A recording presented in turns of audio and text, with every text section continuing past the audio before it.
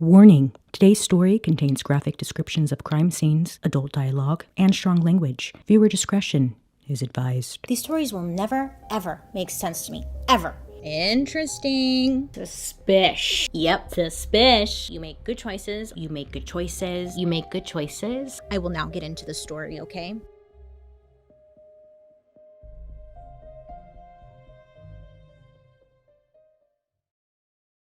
The World Wide Web. We're on it, baby, right? And today's story is considered to be, by most sources, to be the very first internet-based murder. And I think most of us here, we know what the World Wide Web is capable of. It could be great, right? Fun, educational, and other things. And then the other side where it can be really dark and just unfortunate, really. Anyhow, I'd like to say that we, the people, are a little bit more savvier now in 2023. You would hope, right? We've progressed a little bit.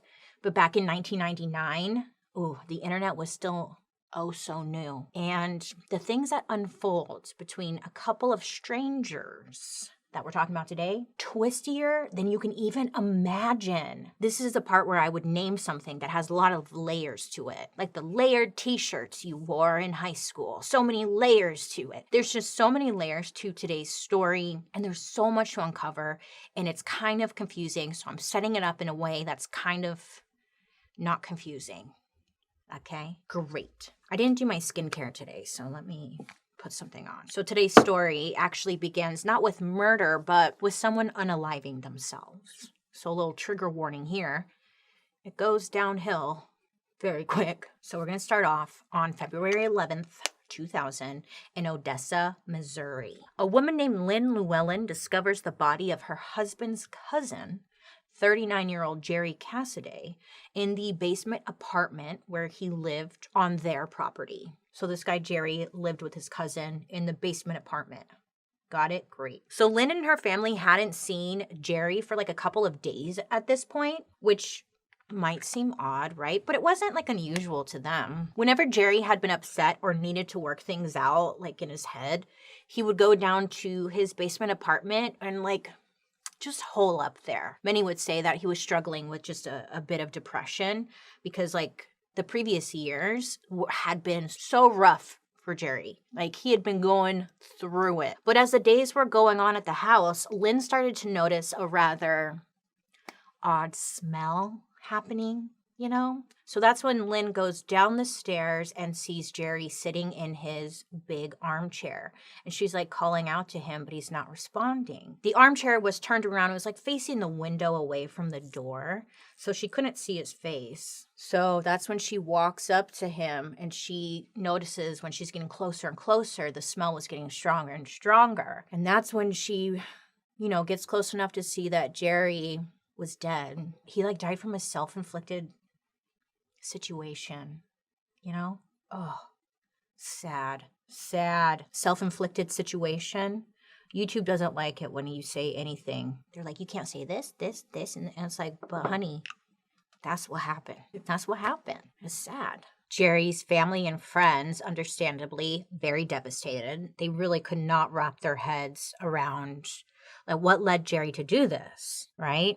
So it's just sad. And the days go by, and then it comes down to the family now having to clean out Jerry's room, clean out all of his stuff, and So they're cleaning out their room, and while they're cleaning out Jerry's room, underneath his bed, they come across a black briefcase. And bitch, when they open up this briefcase, it was a treasure trove of secrets. And this is where things really start to unravel. So, okay, who is Jerry, right? Who's Jerry and what the hell's going on? What happened to frickin' Jerry? Jerry was born in Kansas City, Missouri in 1960. He was the youngest of 4 boys, and pretty much anyone who talked about him just really adored him. His mother would talk about how competitive he was with his older brothers and how they loved to go fishing and spend time together as family does. So a pretty normal family upbringing. And then as he got older,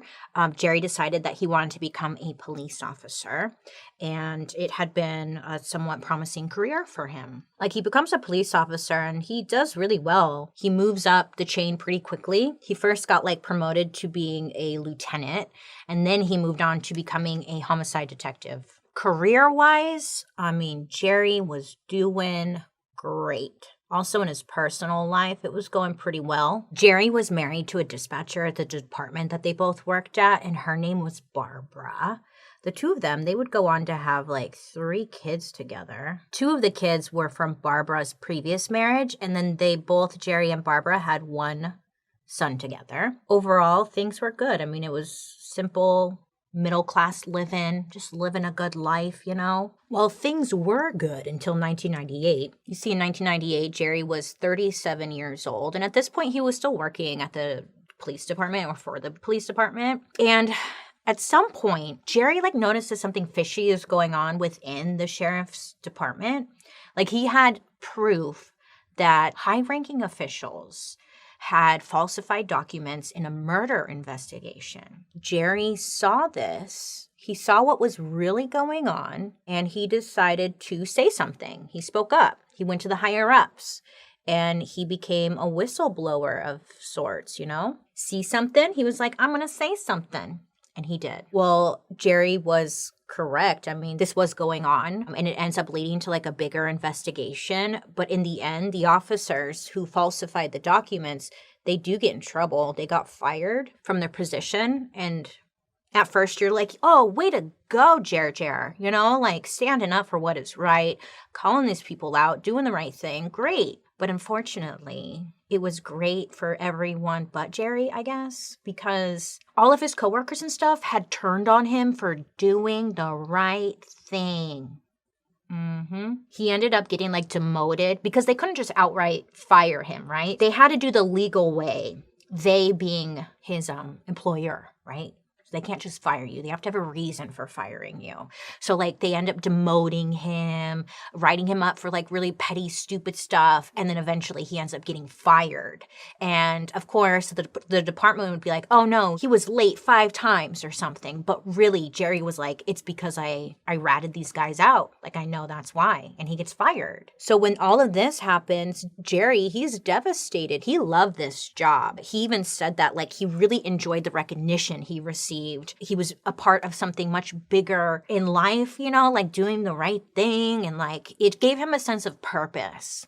And now, because of this moral obligation he felt to rat those guys out, he lost everything. Could you imagine fighting that demon? Look, I did the right thing, and in the end, it bit me in the ass. That's why it's so hard for people to do the right thing in these big places, because they do this shit to you. They do this shit. That's a dark history story in itself, huh? But that's not why we're here. Okay, so this happens. And Jerry, he's not doing well at this point.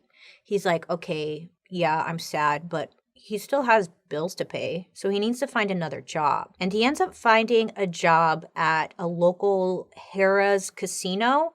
I guess they had just built and opened up a new one not far from where Jerry was living at. And he got a job as a security officer there. I guess he really enjoyed this position. He did kind of get into a bit of a party phase. He was really trying to drown all of his sorrows. And working at a casino, probably not the best place if you're, struggling with drinking, gambling, drugs, anything, because it was all available for him. But after some time of being at Harrah's Casino, he was like, you know what, I need to change a pace. So he put in a request to be transferred to Reno, Nevada. And they ended up doing so. They transferred him. And Reno, baby, let me tell you all about Reno. I've never been to Reno. I don't know what it's like. But I've seen Reno 911, so it's like that, I'm sure. Anyway, so Jerry, he moves there with his whole family. And once again, they're doing pretty all right. He's working at a casino, and he's working as a dealer at the table, you know. And I guess he's making very good money. But Jerry was really struggling with things. He started drinking a lot. He starts partying more, drinking more. This just leads to everything going downhill for him pretty quick. His wife doesn't want to put up with it anymore, so she ends up leaving with her 2 kids and going back to Missouri. And she just like leaves him. You know? So after this, Jerry really just has a string of bad luck for a long time. Like, he gets in trouble with the law a couple times. In the end, though, his family, you know, they could see that Jerry was struggling. And that's when they're like, hey, you should probably just move back to Missouri, right? Just like let it go. Reno's not for you. You can move back in, move actually in with your cousin, because he was like more than welcome to let him stay. And then that's when he moves in with the cousin. And that leads us to his suicide. So after Jerry commits suicide, you know, they have to do the cleanup, which falls on Jerry's older brother, Mike, to clean out his apartment. Like I had mentioned at the beginning, that part's gotta suck, man. But while he's gathering up all of Jerry's things, that's when he makes that little crazy discovery. That's when he finds that black briefcase underneath Jerry's bed. On top of the briefcase, there are 3 letters taped to it, and all of these letters are addressed to like his family members. I guess they were essentially suicide notes. These were like really organized, very highly organized. One of the envelopes was addressed to Mike, his brother, and written next to it in bold letters, it said, "Do not open alone," with like lines under it. Like, do not open alone. Now, I can't speak for you guys, but I know for me personally, I would probably open it anyways and pretend I didn't later. But Jerry's brother, Mike, he knew better. Jerry, again, former homicide detective, if it said, or if he said, "Do not open this alone," Mike would be like, you know, hands up, all right, I won't do it. I'll follow the rules. You convinced me. So Jerry's family gets an attorney to make sure, you know, they're all protected no matter what they find in there. There are those 3 letters that are addressed to 3 different people. In them are his confessions. Through the letters, Jerry is able to explain why he ended his life, but also confess his ultimate sin. His ultimate sin being that 3 months prior to Jerry dying, Jerry had actually committed a murder. He killed a man in Michigan by the name of Bruce Miller. Our Jer? Like, this is what? He would never. So this was like, just, what? He killed somebody? Yeah. So we'll come back to this. But now we're going to hop, skip, skadoodle right on over to Flint, Michigan on the night of November 8th, 1999. Bruce Miller, he worked in the General Motors plant in Flint, Michigan, and he worked there for like ever until all of them closed down, you know? But he also had a passion for just like tinkering with stuff, working on cars, building and taking apart machinery. You know those people. They're very handsy. They're very handsy people. They like to tinker. They like to do. He was one of those. So Bruce, he actually owned his own like junkyard, which was like his own personal Disney World. Well, he was working over at the yard on the night of November 8th when he gets a phone call. Oh yes, he gets a phone call. Bring, bring, bring. Hello. It's his wife, Sheree. So she's calling him. It's like the end of the night. She's like, hey, can you bring home a pizza for dinner? You know, great, I'll do that. Click, so that you end up hanging up the phone. And then someone comes out of freaking nowhere, shoots Bruce, leaving no evidence, no trace, no footprint, no fingerprint, no little piece of hair, nothing in sight. Well, this case had been ongoing, but now 3 months later, and a ton of miles apart, Jerry's suicide note on his briefcase said that Bruce Miller's murder had been staged, that Jerry had traveled to Michigan with the sole purpose of executing Bruce. What? I know. Just go with me on this. It's a journey, not a race. Now we're going to do one more jump to Bruce's wife, Sheree Kitley. So Sheree was at home, obviously, just got off the phone with Bruce while she was waiting for him to come home with some pizza, when instead the police officers show up to the door to deliver the really bad news that her husband had been shot and murdered. And Sheree, obviously, devastated. She was on the floor in hysterics. You know, who would do this? Who would kill her husband in cold blood? She didn't know it was this Jerry guy yet. So Sheree, which is such a cute name. Sheree, I love that name. It's a bummer she's an awful bitch. She ruined it. Anyway, Sheree, she was born and raised in Flint, Michigan in 1971. She was born kind of like everybody in this freaking story, born into just a very typical suburban, like, home life situation, you know? Of course, on the outside, it looked perfect, happy, blee, blah, blue, but on the inside, I guess it was also not the greatest. Sheree's mom was not around a lot. She was pretty absent.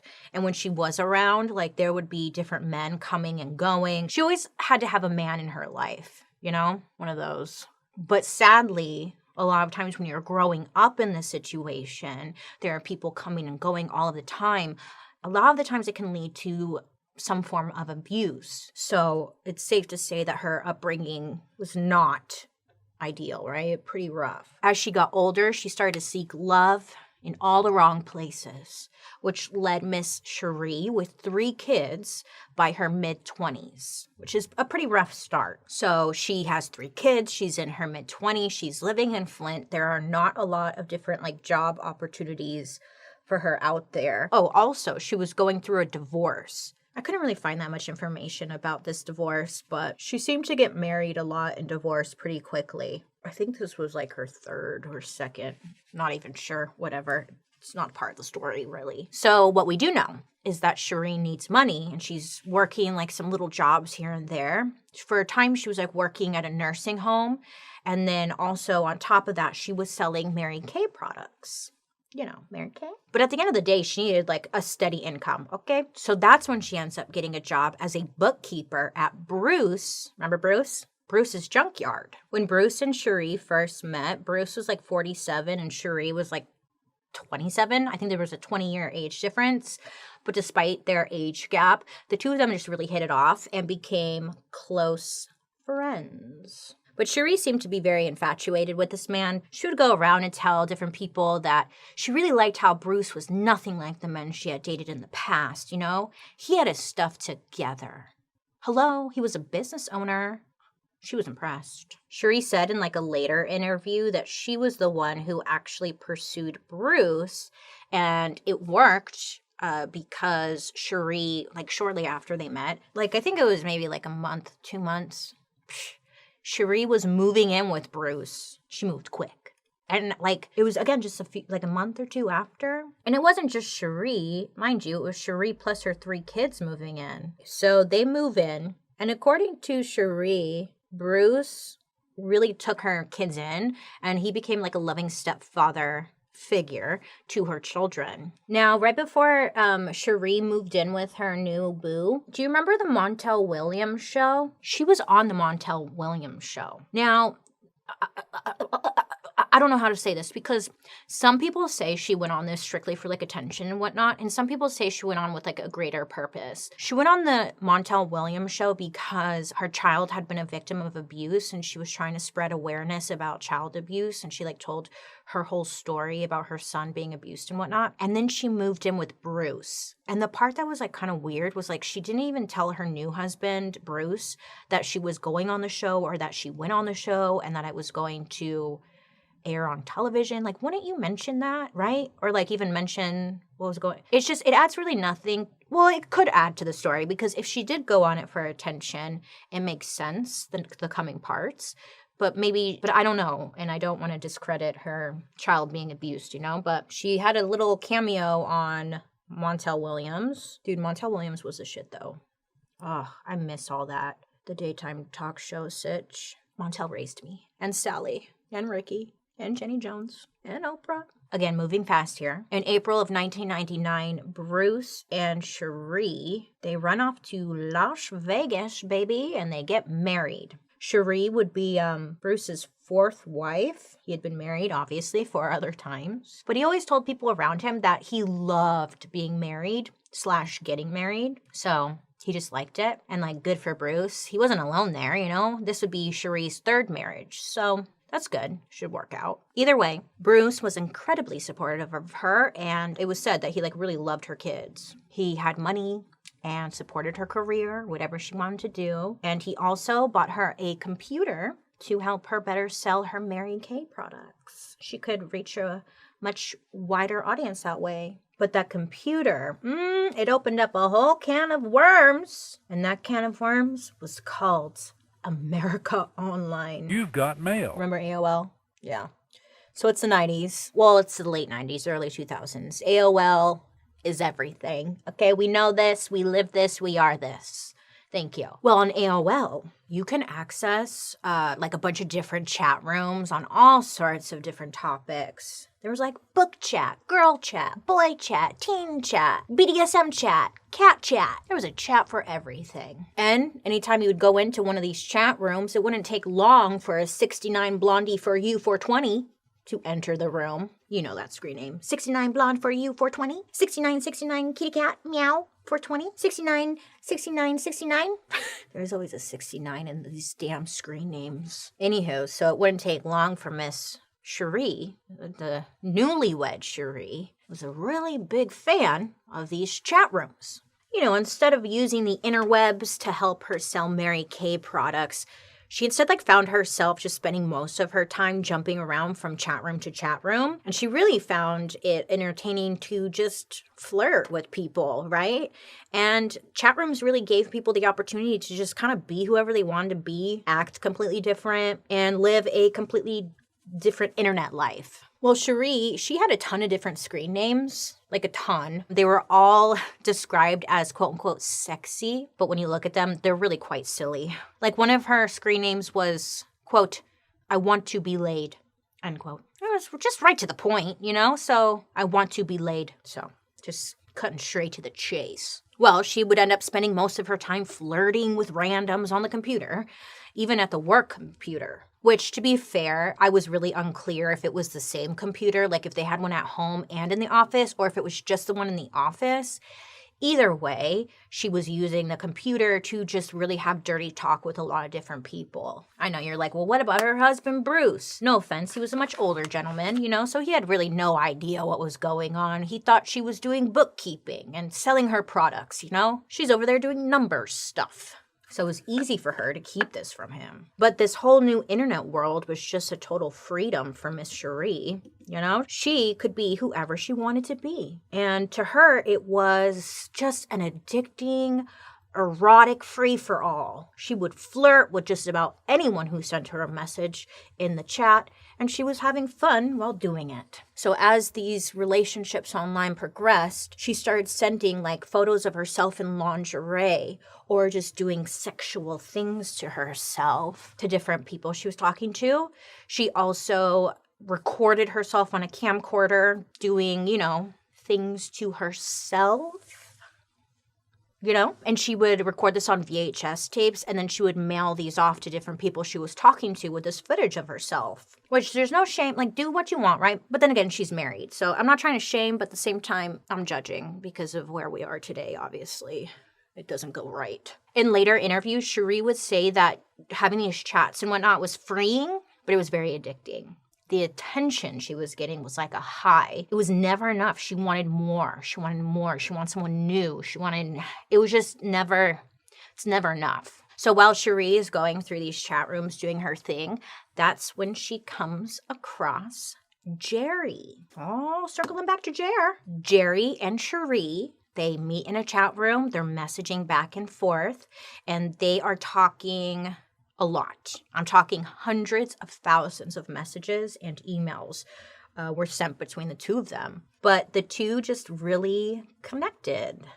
They really liked each other. Jerry seemed to be comfortable enough to open up to Sheree about his recent struggles in life, like his divorce, his job, just everything. And Sheree would be on the other side messaging back words of encouragement and trying to motivate him to just be better and happy and blah, blah, blah. And she would also motivate Jerry by flirting with him and sending him provocative images of herself. Because that motivates people. I mean, it does. Look, getting these sexy messages made Jerry feel good about himself. I mean, he was coming out of his hole a little bit. I mean, most guys aren't going to have a bad day if they get to see some titties, so these words of encouragement from Sheree and the titty pics just were really doing it for him. He was excited. So everyone lies a little bit on the internet, especially during this time. So Sheree was telling Jerry that she was super wealthy. She owned a bunch of different nursing homes throughout Flint, and that she had been currently going through some lawsuits, which would most likely be resulting in a major payout for her, which none of this was true, but she's telling him that. Then she goes on to tell Jerry Like, I could help you financially. And he's getting excited because this might be his way out of his current situation. Mind you, when he's having this conversation with Sheree, he's in Reno. It's like after his wife left him. Forgot to say that. So it's like easy to talk to somebody who isn't your next door neighbor, right? Like he's states away from her. So she's having some fun. She doesn't really think anything of it, according to her. I'm in the process of growing out my eyebrows, so just don't judge, okay? So after telling Jerry that she's wealthy and all that, I mean, Jerry's hooked. He's in. He's all in, baby. I mean, she's basically fulfilling every want this man could have. She has money, time, whatever. You know, like Sheree said that they would write these long fairy tales to each other about their love story and just fantasize and talk dirty to one another. They were both just doing their thing. They were all in. Jerry and Sheree have been talking for quite some time, and she makes a plan to go visit him in real life. Mind you, this was literally 1 week after she married Bruce. So yeah. Well, Sheree, ends up telling her husband that she's going to Reno because they're having some kind of like Mary Kay convention or something in Reno. He believes her. Why would he question her? She ends up just leaving her kids. Remember she has kids? Yeah. She leaves them with Bruce for the weekend and she heads off to Reno. So Sheree and what's his name? Jerry, they had done like a little bit of pre-planning. Well, of course, they were going to do like a little bit of role play. So when Sheree would walk up, because he would be working at the blackjack table, and Sheree was going to walk up to the table where Jerry was dealing, and she would be like dressed all sexy or whatever. She was going to pretend that she had no idea who he was, and be like, how do you play black?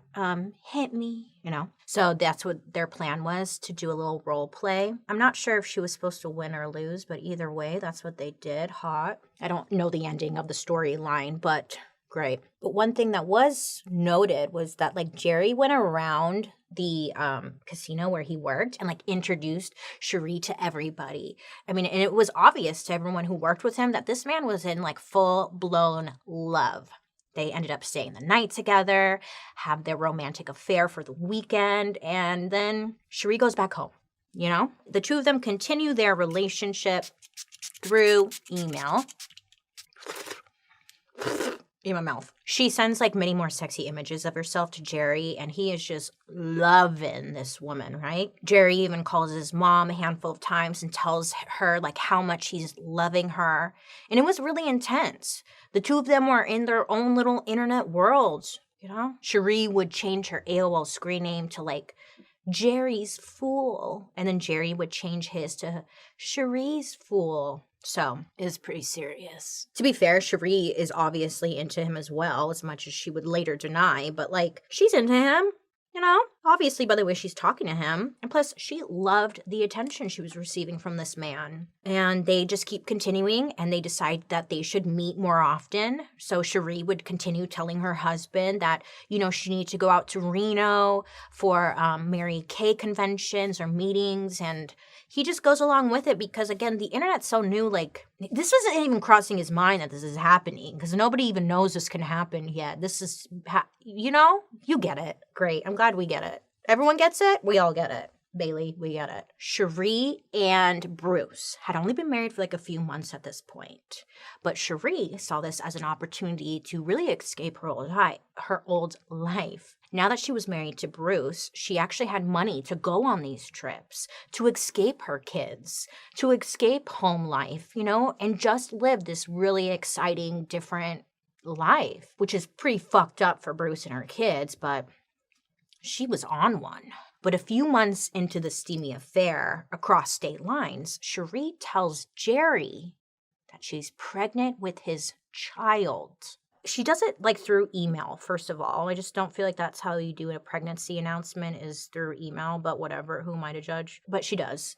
And Jerry receives the news that she's pregnant and he is thrilled. I mean, he really wanted to have a family again. And it felt like it was his chance to get his old life back in a way. And with this new woman, it was a new opportunity to like start over, have a child, be a family.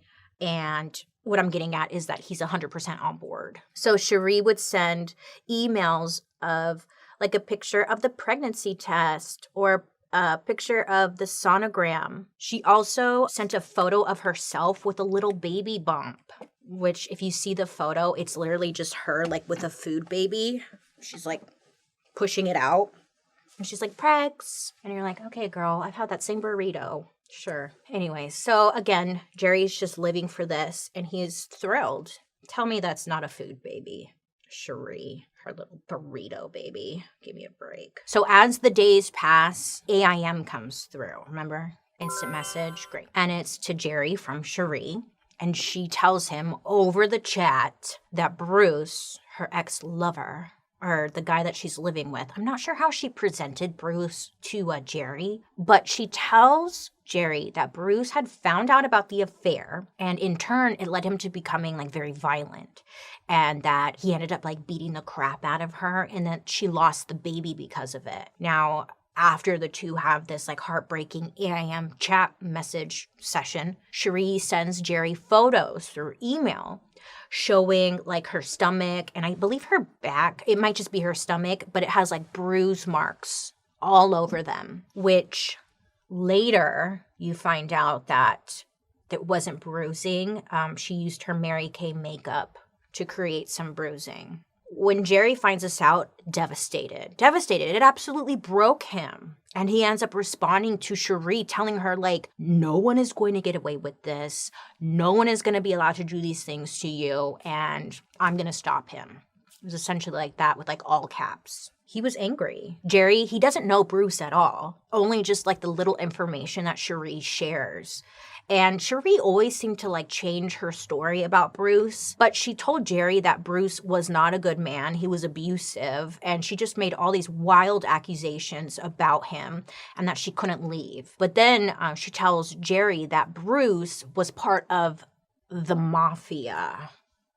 Yeah. She tells Jerry that he's pretty well known or really high up in like the mafia world. And because of this, like she's scared she can't do anything because he'll kill her. So she tells him that he's like super high up in the mafia, especially in Michigan, and he operates like money laundering schemes, and that he was dangerous and violent with her and pretty much anyone else that he met. That his salvage yard was just a front for his mafia dealings, and that every day Sheree was not with Jerry, it was because Bruce was keeping her on lockdown. But Jerry, if you remember, has a background in the police force, right? And it's like, who is more of an enemy to a police officer than organized criminals? You know, like, so what I'm getting at is that Jerry was triggered. He was getting all worked up. He was ready to help in any way that he could. Plus, he was just angry that this man, Bruce, had killed his unborn child. So Jerry was becoming obsessed. But most of all, like, he just wanted to be the white knight, the one to, like, save Sheree from this awful situation and this awful person. So Sheree and Jerry, they kind of let things cool off for a bit, right? Tensions are kind of high. People are angry. People are in their feelings. Weeks later, Sheree writes to Jerry via email to share some good news once again. This time, she's pregnant. Again. She's pregnant again. She writes Sherry a little email. Dear babe, I'm pregnant again. This time she wasn't pregnant with one baby. She was pregnant with twins. Twins. Yeah. Are you catching what Sheree's putting down? If you haven't yet, she's not pregnant. She's just messing with this fucking guy, and it's sick. So now she's pregnant with twins. Wow. Isn't that weird? They haven't seen each other in weeks, but okay. Must be like some kind of miracle. Maybe it's the twins of Jesus' past. I don't know. But she's pregnant with them. Anyways, Jerry, once again, poor guy, he's really excited. He wants to be a father. He did question, how did this happen? But he really didn't push on it too much because honestly, he was just thrilled. He found it a little odd, you know, how closely it came after the miscarriage, but that was as far as he really didn't push, you know. So once again, Jerry is happy and he's motivated to start his new life with Sheree. But then, November 5th, 1999, Jerry opens an email labeled from Bruce. Apparently, it was in all caps, so you know he's pissed. And it said, quote, Sheree is growing fat with 2 bastards in her. She has decided she doesn't like the excess weight and is going to get an abortion. End quote. Okay, Jerry rightfully freaks out a little bit. I mean, this is his woman.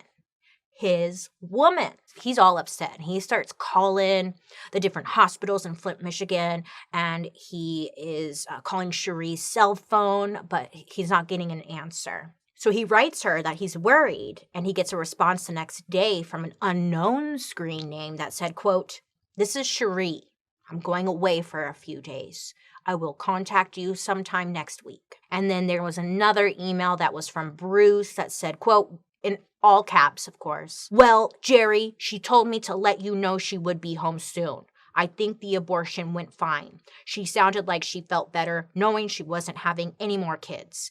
Thank you for making my relationship with my wife better." I don't know what the fuck is going on. Okay, I don't, but this woman is bored. Okay, now if all of this seems like complete buffoonery to you, well, I am here to inform you that it is indeed buffoonery. Miss Sheree was lying to Jerry about everything. She was lying about being pregnant.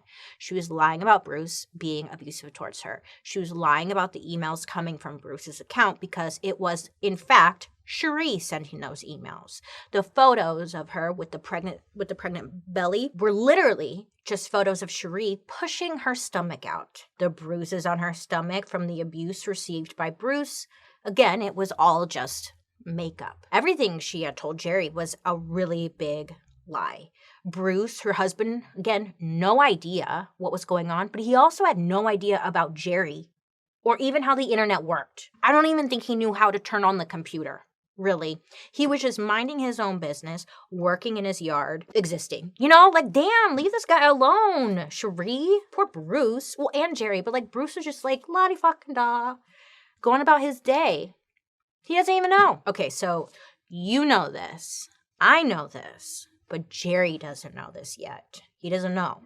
He doesn't know that we know that they know that everything about them knowing. He doesn't know. I know you know that I know. We know that Sheree is a fucking idiot. I hate this bitch. Women who want attention. I shouldn't make an assumption about women who want attention because you could say that about me. I'm on the fucking internet. Look at me.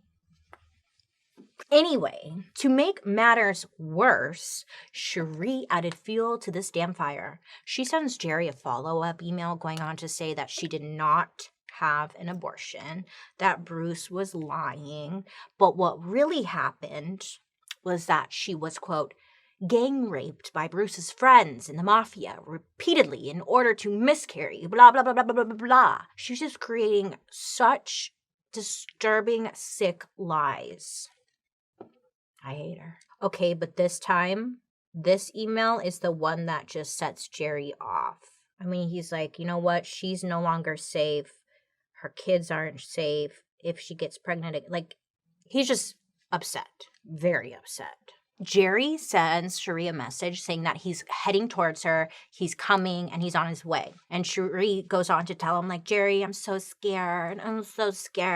If this doesn't work, I don't know what's going to happen. He's going to kill me. And then from there, Jerry writes back, what's the fastest way into the yard? Is it he's asking for directions to Bruce's yard. And then the two share emails about how much they love each other and I'm going to spend the rest of my life with you.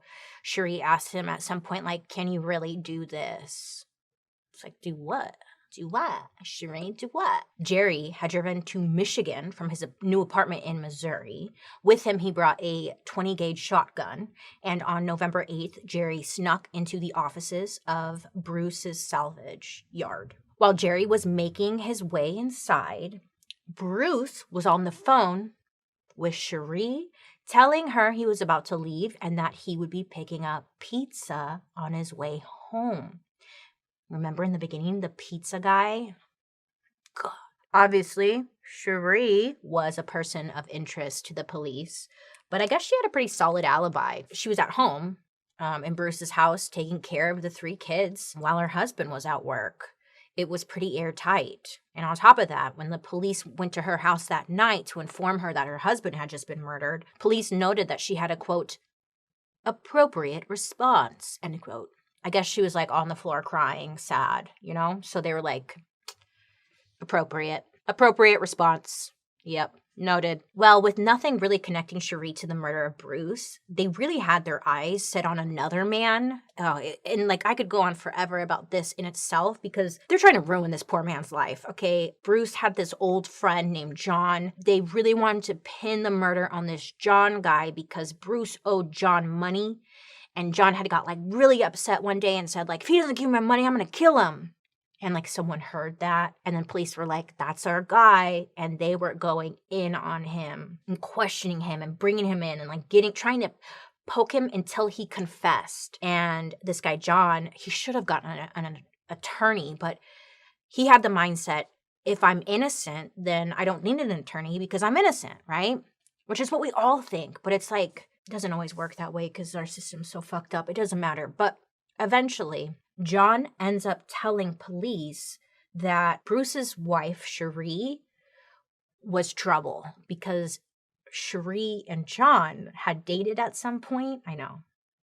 Sheree and John had dated at some point, and he was like trying to tell Bruce, like, don't mess with that woman. Don't mess with her. Like, she's trouble. Get as far away as you can from her. And of course, he didn't listen, Bruce. So John tells us to police. He's like, yeah, I tried telling him, like, she's no good. She's bad news. And he wasn't able to give any type of evidence or proof or anything, but that was enough for police to go off of. Because they had nothing on this poor John guy. They were just, like, ruining his freaking life. I watched, like, this thing where they were questioning him, and it's just sad because it's like he's innocent and he doesn't think, it's just sad to watch innocent people start talking to police and they'll get you. Next thing you know, you've admitted to something you did not do. 2 days after Bruce was found dead, some locals claimed that they saw Sheree at a local bar and that she seemed to be like enjoying herself just fine. There were various versions of it, but pretty much people said that she was, quote, bringing it on the dance floor. Oh, she was bringing it. Many who knew her were like, it's pretty odd for someone who just lost her husband to be bringing it so hard on the dance floor, but okay, girl. With the investigation seeming to stall out, Sheree stayed living in the home she shared with Bruce and her kids. And a few months later, this messy-ass bitch, she moved in a new guy into the home. I don't know, some guy she just picked up and started seeing. Mind you, this messy woman, when she moves this guy in, like, she's still talking to Jerry. I know, it's just like, how does she even have time for all of this? I don't know. So she now has this new guy living with her in her dead husband's house. It's not funny, it's just I can't believe some people, huh? But of course, we're here, so what was her big mistake, you ask? Well, she ghosted her hitman. She ghosted Jerry. That's where she messed up. You see, this was deeply upsetting to him. I mean, he couldn't understand why, but this gave him time away from her to give him some sort of clarity. After he had came and he shot Bruce, and then he went back home. Kind of weird that he didn't go to her house or something afterwards. They were in the same neighborhood. You think he would make a little pit stop, but he didn't. Anyways, okay, so now that he has some time alone though, because she ghosted him, he's getting some clarity. Her lies are starting to add up. He was putting the pieces together. And for the first time, Jerry was starting to realize that Sheree, she was full of shit, okay? Oh my God, for reals though, she lied to him about everything. Now, this is when Jerry's coming to terms with the fact that he was manipulated by this woman that he thought he loved, and she manipulated him into committing murder. And this seems to be the real reason that Jerry would hit rock bottom. He was basically used like a weapon to kill poor Bruce. And all for what? This sick woman's game. And not to be rude or anything, but I'm sure that must have been extremely humiliating as well. I'm sure that's humiliating. Shameful? I don't know what the word is, but right? But also on top of that, Jerry was not a stupid man. He knew how to gather evidence. So it turns out before he died, he went through all of his back conversations with Sheree. He laid all of them out. He printed them all. And then he went through their like chat logs, all of their emails, printed all of those. Every photo she sent him, printed. Fake sonogram pregnancy test, printed. He printed everything and put it in that black briefcase under his bed. Now, alongside the trove of evidence, Jerry had left his suicide note. And in it, that's when he confessed to killing Bruce Miller. And he even described in great detail how he had done it. Like I said earlier, like he had driven to Michigan for the express purpose of killing Bruce. In the letter, he described like how he entered the salvage yard, what kind of tools he used, how he knew Bruce would be there, everything. He even shared how Sheree's her lies deeply affected him. He even wrote a letter to his mom apologizing and saying that he loved her and that he drove and killed this man because he thought Sheree was pregnant with his babies. And that was enough to make him do that. Do you know what I'm saying? I hope you know what I'm saying. When you read like the full content of his letter, it's obvious that Jerry believed every word Sheree told him about the fake Bruce that she had made up. He genuinely thought that by killing Bruce, he was saving Sheree and his unborn children. And when you think about it like that, it's like, well, not to justify a killing, but it's like no wonder he was so worked up and like went after Bruce. And then in his letter, his suicide note, and in all of the evidence, he said that Sheree was involved and helped set it all up, and he had all the proof and all the evidence he needed to send it to police. And he even said in the note, she will get what's coming. Love to see that. Love to see that. Michigan police were eager for Sheree's side of the story, So when she was brought in for questioning, this time she wasn't acting mournful or sad or anything. Instead, she was very defensive right off the bat. And she was just saying, like, I can't believe you would think I have anything to do with this. And a lot of people noted that, like, this was just not like her. She should have been crying and stuff. But if police are accusing you of, like, murdering someone, wouldn't you be defensive? I just didn't feel like it. I don't know, whatever. It was noted, again, that she wasn't very remorseful. These police, they like noting that kind of stuff. Not remorseful this time. But thanks to Jerry's briefcase with all those online conversations, all that hardcore evidence just right there, she could not deny. I mean, she could deny all she wanted, but the police actually had the letters and stuff with them, which, must be so nice. Like, oh, you didn't do it? Here, read this. Is that you right there? I want to get laid. Is that your screen name? That you right there? So, with everything they needed, they didn't even need a confession out of her. They had all the evidence. Police were able to arrest her. Wowza, right? And remember, this is in 1999. This is like completely new, different, wild, like a lot of people, their minds were blown.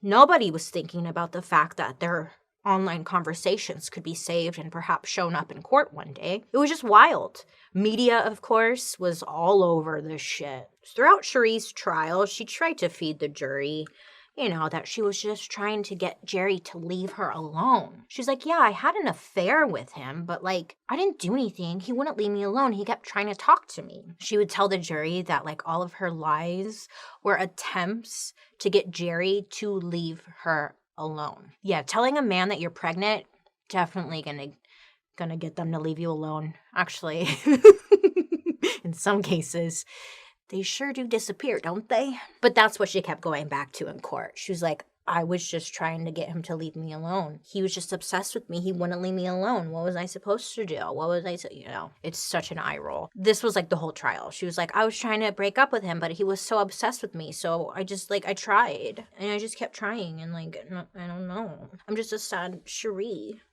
So yeah, it just didn't make sense to just about anybody, especially when there was so much evidence. Police were able to confirm some of what Jerry had told them in his note, that Sheree had helped him plan the whole thing. They found phone records indicating that after Bruce had been killed, Jerry used whose cell phone? Bruce. Jerry used Bruce's cell phone after he killed him to call Sheree at home. So it was like a signal they set up. he would let the phone, Sheree's phone, ring once and then hang up. And that was a signal that the two of them had agreed on, that the deed was done. Sheree lied some more. She's a professional liar. She thinks once again she's going to get away with it. Like, she was lying so much that you could honestly tell that she believed herself, which is not great. Not a good thing. Sheree told the court that, like, Jerry was after Bruce's money and that, like, she just had gotten, like, a little carried away with it, talking to strangers online. And Jerry had just gotten too tangled up in their game, like, he took it too seriously, and she was just having fun. One of the biggest takeaways from the evidence in Jerry's briefcase was that for so long, Jerry kept trying to convince her to leave her situation. But Sheree was very insistent that it just wouldn't work out because of the mafia. In the trial, the prosecutors, they end up reading like a bunch of her instant messages, and like Jerry is trying to tell her that she should come live with him in Missouri and that he could protect her and her children there. But Sheree responded with like, I don't want to sit in Kansas City and become a rotten bitch knowing he's still breathing out there. I don't know, Sheree, it seems like you were a rotten bitch no matter where the location. Thank you. So a lot of people were asking, okay, like Sheree obviously played a huge role in this, but like what was the motive? Was she just playing a silly internet game? Well, apparently, and this is coming directly from Sheree, but she had done one big thing when she and Bruce first got married. She spent all of his money. Like when she and Bruce first got married, she maxed all of his credit cards out and whatnot, and she shopped, she had fun, and the courts were like, well, maybe that was like a little bit of motivation. It was like she was living this life that she, quote unquote, always wanted. I know, like that's kind of hard to prove what her motive is, because I think it was attention, and who doesn't want money? I don't know, but like she wasn't after some kind of jackpot. She was just sick and fucking bored. Give this girl, like, some hobbies. How about you pay attention to your kids, Sheree? Hey, wait a minute. That's a crazy thought. Well, Sheree did end up being convicted of second-degree murder and conspiracy to commit murder, separate charges that left her with a combined life sentence on top of an additional 54 to 81 years for the murder itself. But don't get too excited, because on July 16th, 2009, a federal court judge ordered Sheree's immediate release from prison on bond pending a new trial. So the courts were trying to decide if the suicide letter should have been allowed in the first trial. Hold on. I'm trying to figure out what's my lip color here. You know what? I'm just going to put on a gloss. So there was debate whether or not the suicide note should have been even allowed into evidence in the first place. Yeah, I don't know why. I don't know why this was like a question, but it was a debate. So this goes on for like quite some time. But during this point, Sheree was out. She was out and free to do whatever the hell she wanted to do until like the new trial started. During this break that she had from prison, she was able to like reconnect with her own children for the first time, it sounds like. And she ends up getting like really attached to them. It's a little late, Sheree, but okay. Anyways, but the courts, they end up deciding to uphold her original conviction, and she ends up going back to prison, my friends. But I guess seeing her kids had a really lasting impression on her, because according to her, when she was heading back to jail with her daughter was there like to drop her off. She said she just had this switch in her brain. Yeah, they always have a switch when they go to prison, don't they? She had a switch in her brain where she realized that she was ready to drop the act for good. She was like looking at her daughter, and she realized that Bruce and Jerry's families would never be able to see them again. And even though like it's sad she's going to be behind bars, at least she would be able to see her own kids again. So when Sheree was 44, she finally admitted for the first time to arranging for her husband to be killed by Jerry. She wrote a letter to the judge who presided over her trial, and she confessed to everything. She said that she did it. She went on how she did it and just said that she's guilty. This is a side note, but like something like this never happens. Never, never, never. Sheree even said, quote, I knew the murder was going to happen and I allowed it. I allowed a man to kill another man based on my lies and manipulation, end quote. With this, she basically is agreeing to never appeal her conviction again. Pretty brave, pretty bold, good for her. She just realized that she belongs in prison, and when what she did was wrong. Many asked, like, okay, why? Why did you do it in the first place, right? And Sheree said, quote, "It was like a video game, and each man in each relationship was another level to me, and each level was harder. It was seeing how much I could get away with, how much I could make somebody believe," end quote. And while she sounds like she's really owning her shit, the families were very, about it. Many of them not fully believing her. Jerry's mom said that she felt that the letter and everything, the apology, it was inauthentic, which is totally fair, right? If Sheree had killed my own kids, I'm sure I'd be like, fuck you. So, yeah. But I will say, her writing this confession and stuff is pretty bold. It means she can never appeal ever again, and she's going to spend the rest of her life in prison. And I think that's exactly what she should do, because she really did that shit. She really did. Sadly, 2 men had to die because of fucking Sheree. Damn, girl. You sick. Okay, I think that's it. I mean, it's definitely not. I had to leave out some stuff, but like, boy, Sheree was exhausting. She's currently in prison for life. She's like 54 or 51. She's 51 years old. She'll be up for parole in 2055 when she's like 84 years old. So we'll see. I doubt she's going to get out. And yeah, that's the web of lies Sheree freaking created. Like, insane. Like, oh my God. I guess a little end note here that I didn't know where to put into the story so much. But when Sheree was in jail, she ended up getting married one more time. Hey, she loves love, I guess. Have you heard of the true crime show? It's called Snapped. It's on the Oxygen Network. I know you do. So they actually did an episode on Sheree in November of like 2007. And there was an older gentleman who was watching television that night and saw her story. And apparently this guy just like fell in love with Sheree. Now this man, he thought that she was completely wronged and was just a delicate little damsel in distress, and she needed saving. So he wrote her a letter and she responded. He visited her in prison, and on that very first visit, he proposed to Sheree and she accepted. And I think they got married. Is that a meet cute? I keep hearing people say meet cute. Is that one? Well, I think they ended up breaking up, but for a minute they got married. Honestly, like, what an idiot. If they're in jail, they can't leave you if they're in jail. Where else are they gonna go? Maybe some people like that. I don't get it. Never will. Anyways, I could go on. I got so deep into this story because it was just like, wait, what? Wait.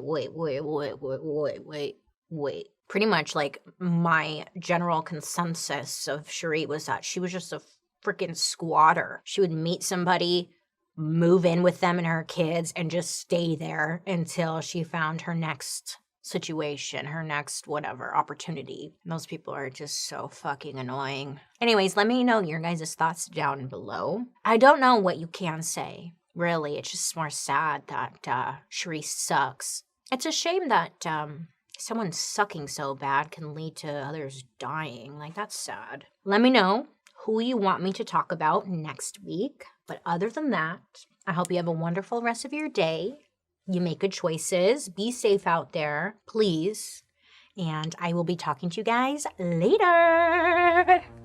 Goodbye. Today's story is, I know I say this all the time because, sometimes it's just so hard to believe, right? And today is definitely one of those stories. It's what, And let's get into it. I forgot to grab something. My BO. I didn't realize this was going to be so white. Okay, so this story takes place in Overland Park, Kansas. Okay, so it's like southwest of downtown Kansas City, Missouri. Why they have a Kansas City in Missouri, I don't know. They're just trying to confuse us. I think they have a Kansas City in Kansas too. Doesn't matter because it takes place in Kansas, but it's not far from Kansas City in Missouri. Tell me why I got so hung up on this for just far too long. In the 1980s, Overland Park was flourishing. There was a big boom in commercial and residential development, and the city was just really growing. I mean, it had almost 100,000 people living in the area. So, I mean, it was pretty good. It was a suburb to the city, and a lot of residents that were living there were middle-class families. Overall, the city had a positive reputation and was known for like an affordable and family-friendly community. It has consistently been voted one of the top 10 places to live in the United States. Fun fact. And it offers a great option for the retirement community. Also, just great for families. So, okay, great, right? With a bigger population, though, comes more and more suspicious people. So in late 1984, a 19-year-old woman named Paula Godfrey was living in the Overland Park area. Now, she was looking for a new job, and she found an advertisement in the paper for a secretary position. Now, this position, it would involve travel and training, but it overall just offered really great pay. So Paula told her parents that she was going to this interview, and off she went. Unfortunately, though, this would be the last time that they saw Paula. As time passed, the family grew worried, okay? They hadn't heard from her, and it was just very unlike her to not check in. As days passed, they received typed letters in the mail signed by Paula. Now, these letters said that she was in need of time away, she wanted to find herself and become more independent.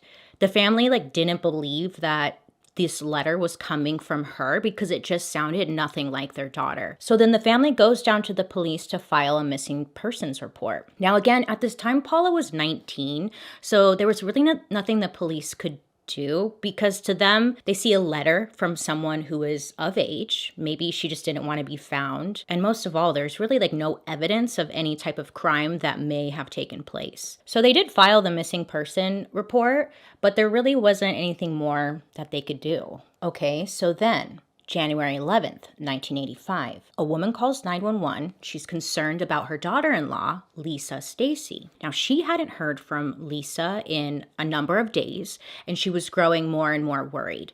Now, Lisa was only 19. She just had a baby who was now 4 months old.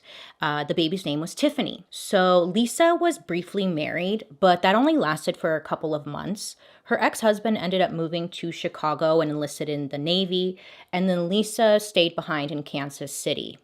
Kansas, not Missouri. Yeah, I know, it's confusing. When her husband moved, Lisa had nowhere to go, okay? She had no job. She moved there with his family, so her family wasn't even there. She really had no options. So she ended up going to a local women's group home just to stay there until she figured things out. So not long after, Lisa told her sister-in-law that she was really excited because she got accepted into this Kansas City outreach program, which was a program that focused on young mothers, getting them back on their feet, providing them with housing, daycare, and a secure job. This program was started in Kansas City by a name of John Osborne, who wanted to help women or young women get back on their feet. Not many people were accepted into this program, so when Lisa was, she was happy, relieved, thrilled. So on January 9th, 1985, John Osborne, the guy who owned the outreach program, he picked Lisa and her baby Tiffany up from her in-laws' house before taking her into the program. John would end up taking Lisa and her baby over to a hotel near his offices and allow them to stay there until they got into the proper housing. So that very same night, Lisa called her mother-in-law just in panic. She was crying. She seemed very upset because she was told that her mother-in-law was trying to take her baby away from her. And then she was also told that her mother-in-law was bad-mouthing her, just calling her a bad mother. So her mother-in-law is just all sorts of confused because this wasn't the case. She never said that.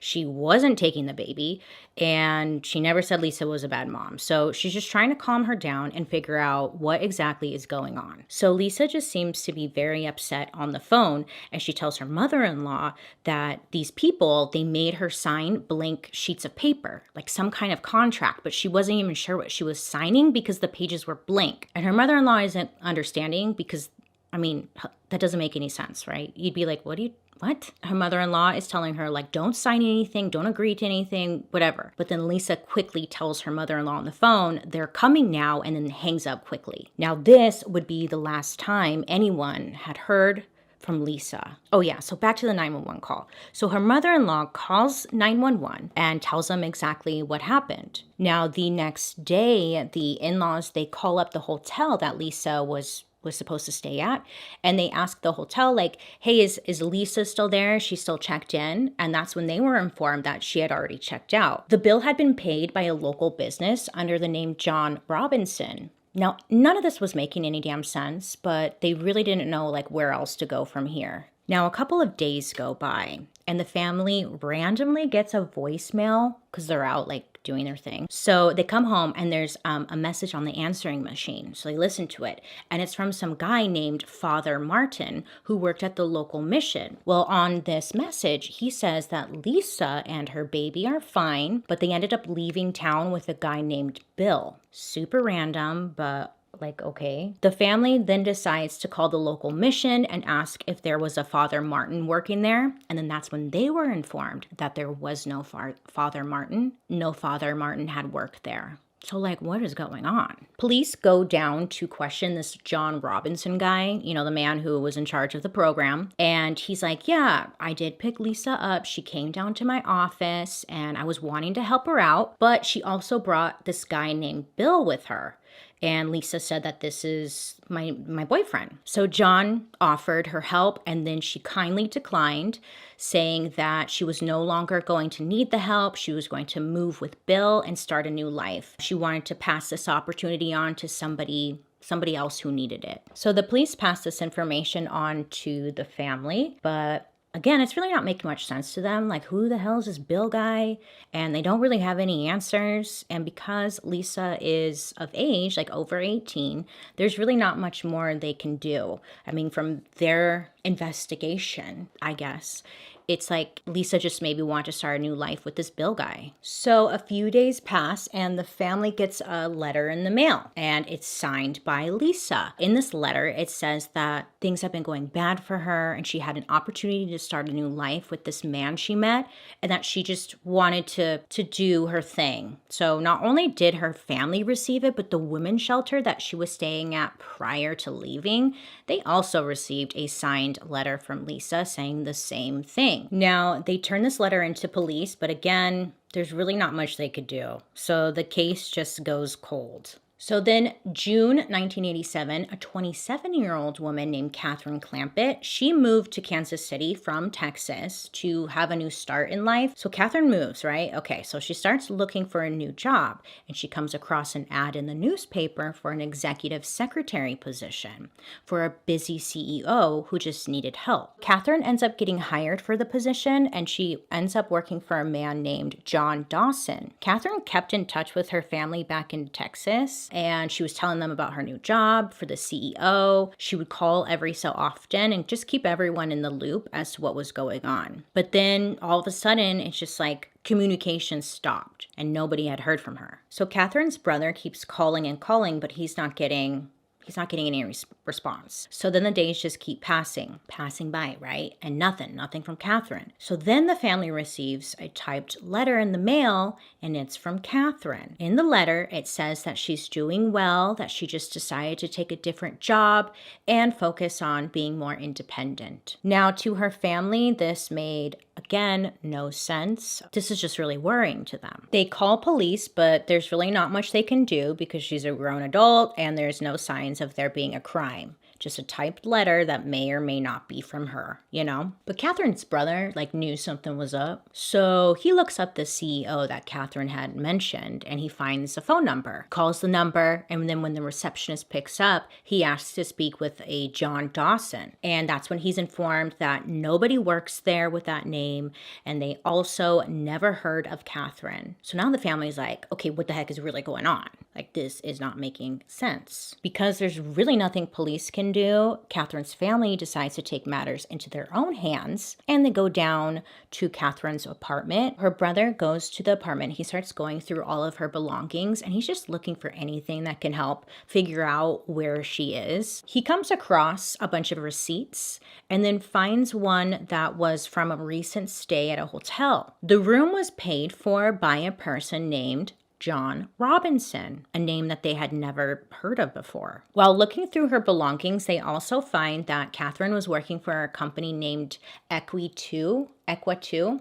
Yeah, I think it's Equa2, which was a consulting firm and was owned by John Robinson. Now, this is a real place and a real company, so like maybe they just had the wrong information, you know? So the brother is able to find the information on this company and gets the address. And the next day, he goes out to the address for Equa2, whatever. He goes there, he walks up to the building, and he sees that the place is shut down. There's like nobody in there. And the reason that it shut down was because this guy, John Robinson, the CEO of this said company, he was about to start a prison sentence.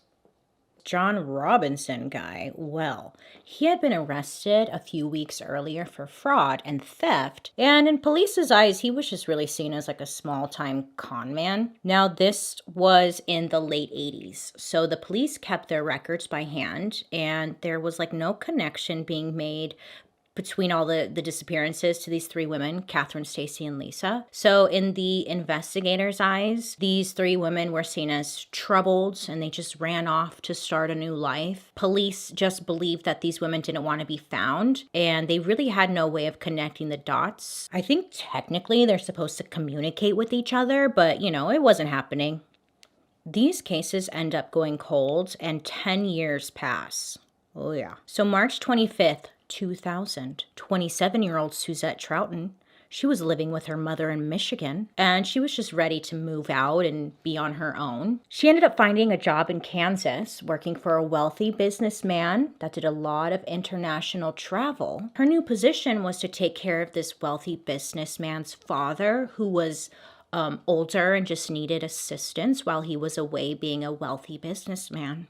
Now, Suzette and her mother, Carolyn, were super close. They talked all the time. So her mom was sad that her daughter was leaving, but she was just excited. You know, she's starting a new chapter. She's doing her thing. You have to support it, right? Okay. So Suzette moved out to Kansas City and would call her mom often, even emailing her and just let her know like how everything was going. But 1 month after Suzette moved, the phone calls, the emails, everything just stopped and Suzette just seemed to like vanish. So this was very strange because again, Suzette and her mother were very close. They would talk on the phone almost like every single day. So to not hear from her for a couple of days was very unlike her. And I know what you're thinking, no more concealer. But here I am. So Suzette's mother, she ends up finding like the contact information for this businessman. Boop, bop, boop. She calls him up. She's like, hey, so my daughter moved out there. She's supposed to be working for you. I haven't heard from her. Do you know anything? And he tells her that Suzette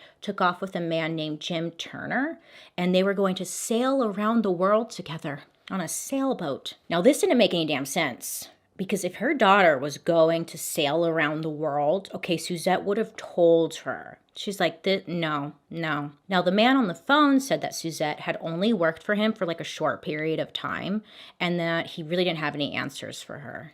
Suzette's mother, she, contacts police and tells them that her daughter's missing, the name of the employer, and that her daughter was working for this man named John Robinson. So then Suzette's mother starts to receive letters in the mail from Suzette. One came from California and another one came from Mexico. Now these letters, it said that she was sailing around the world with a new love she had found and not to worry about her. Now these letters, they were typed, but her mother knew sure as heck that these were not from Suzette. Now she knew this because there were no spelling errors in this letter, which was not like her. Sometimes it comes in handy to not be able to spell that great. So her mom's like, yeah, this isn't her. There's no way this is her. Now, but the weirdest thing of all was that the letter was signed by Suzette at the bottom. Okay, it was her daughter's signature and it was, you know, when you look at it or whatever, it's like there's an indentation. She signed it. It wasn't printed. It wasn't like a stamp. It was a signature. So it was just strange. And she's thinking, well, crap, like, am I worrying too much? Like, I don't understand. So now at this point, when Suzette goes and tells the police about John Robinson, now the name is starting to sound very familiar because there were people in that office who were also aware of the missing girls from the 80s. Also, technology had advanced, and at this point, they were able to keep better records on the missing people in the system and not just like pen to paper. So that's good. So this whole John Robinson is raising some red flags, and the FBI ends up getting involved. So they decide to look into John Robinson's background, and they see that he ran a couple of businesses. He was currently running an independent magazine around farming life. He was married, he had 4 kids, and he was well respected in the neighborhood. He came from a middle-class family, was raised by a religious family, was a Boy Scout, involved with the local church, and he was also involved with local charities. Now, John literally seemed like a total normal family dude. Well, besides his arrest records, okay, so he had a pretty lengthy arrest record. In 1971, he was arrested for stealing money from the company he was working for, and then again for a probation violation. And then in 1976, he was arrested for fraud. In 1981, felony for embezzlement, and then in 1986, he was arrested for theft. To the investigators, it wasn't making much sense to them because he was a con man. He was stealing money, which is bad. But what does a con man have to do with these missing women? They couldn't just go up to him and arrest him because there was no proof of any crime in the first place. So John is officially on their radar. You know, they don't want to go up to John and just start asking him some wild questions and potentially tipping him off. So they decide, okay, let's start looking into Suzette's background and see if that can lead us somewhere. Because maybe they're missing something with Suzette, which they were. So investigators go and they confiscate Suzette's computer, and they search her online activity. That's when they find that Suzette was really into BDSM. BDSM is a variety of erotic practices or role-playing involving bondage, discipline, dominance and submission, sadomasochism, and, you know, whoopsh. Now, BDSM may not be your cup of tea, but there's a large community who does participate in this, but most of all, it's always with consenting partners. So police learned that Suzette really lived a completely different life online. She was very active in the BDSM websites, and she was always in the BDSM-focused chat rooms. She was looking for partners to engage with, and according to Suzette's friends, she was sexually submissive and was always in search of a master, someone she could be a consenting slave to. So investigators learned that Suzette had found a new master online, and over time they were building a relationship. And the full truth was that Suzette moved to Kansas City to be this person's slave and also work as a caretaker for his elderly father. The master's name? John Robinson. Now, BDSM isn't illegal, right? So investigators are like, okay, we can arrest John Robinson for whips and chains, you know? But they did think, okay, on the down low, let's follow John Robinson undercover. Let's follow his day-to-day and like see what's going on. So they followed John, his day-to-day, his home life, all that stuff. And after weeks of following him, they realized that John was just living this completely like double life. At home, he was a family man. He had 4 kids. He had the wife, a dog, you know, just living this all-American middle-class lifestyle, whatever the heck that means, you know. But John would tell his wife that he was going to work. But then when investigators followed him, they saw that he was actually like going and hanging around seedy motels, hanging around sex workers and different strip clubs, which again, isn't illegal, but it was like, okay. So investigators, they would follow him in his car, right? And then they would park outside the motel. And then they would see John coming and going with different women into the motel. And then around 5 o'clock p.m., it's kind of like John was like clocking out, I guess, and he would head home, meet his wife and the family. Well, the FBI was involved. They were able to wiretap all of his phones and stuff, but also they were able to track like what he was doing online. So they're tracking his movements online, and they see that John also is a frequent visitor of the BDSM websites, and he was in constant search for slaves. Now, on a popular BDSM website, he had the username Master, not like Master 1022499922. No, just Master. Blew my mind. Okay, so he would visit these websites, right? He would offer women lots of money, new wardrobes, and a job in return of being their master. So at one point, police get a room at the motel that John would meet a lot of his guests at. So they get a room, and it's next to John's room, and they're listening in. They're hoping to figure out what is he doing, right? What is he doing? Because at this point, they weren't even sure what he was doing. They were thinking that maybe he was involved with like sex trafficking or something. But again, they just didn't have anything. So they're listening in. And that's when they start to hear slaps. Okay. And then it's like, okay, there seems to be like sexual acts happening. Super awkward. They couldn't determine if these were consenting acts or not. So they couldn't just crash into the room and arrest him. Oh, I'm sorry I've been flipping you off this whole time. I'm sorry about that. Well, time is going on. Investigators, they just feel like they don't really have anything on him. But then they get a big break. A big break. Thank you. So a woman comes forward to police. Now she tells them that she met this man named James Turner online. He offered her a job and asked her to meet at this hotel. So she goes down there to the hotel, and the two of them get into some kind of argument, and I guess he ends up slapping her pretty dang hard. So the woman, she leaves and she goes down to the front desk and she's like, hey, who is staying in this room? I need his name because I'm going to report what happened to me. And that's when she was told that the room was under the name John Robinson. Now, this woman, she didn't know John Robinson, okay? And she's like, this is just all sorts of weird. This person crossed a line, and that's when she decided to go to police.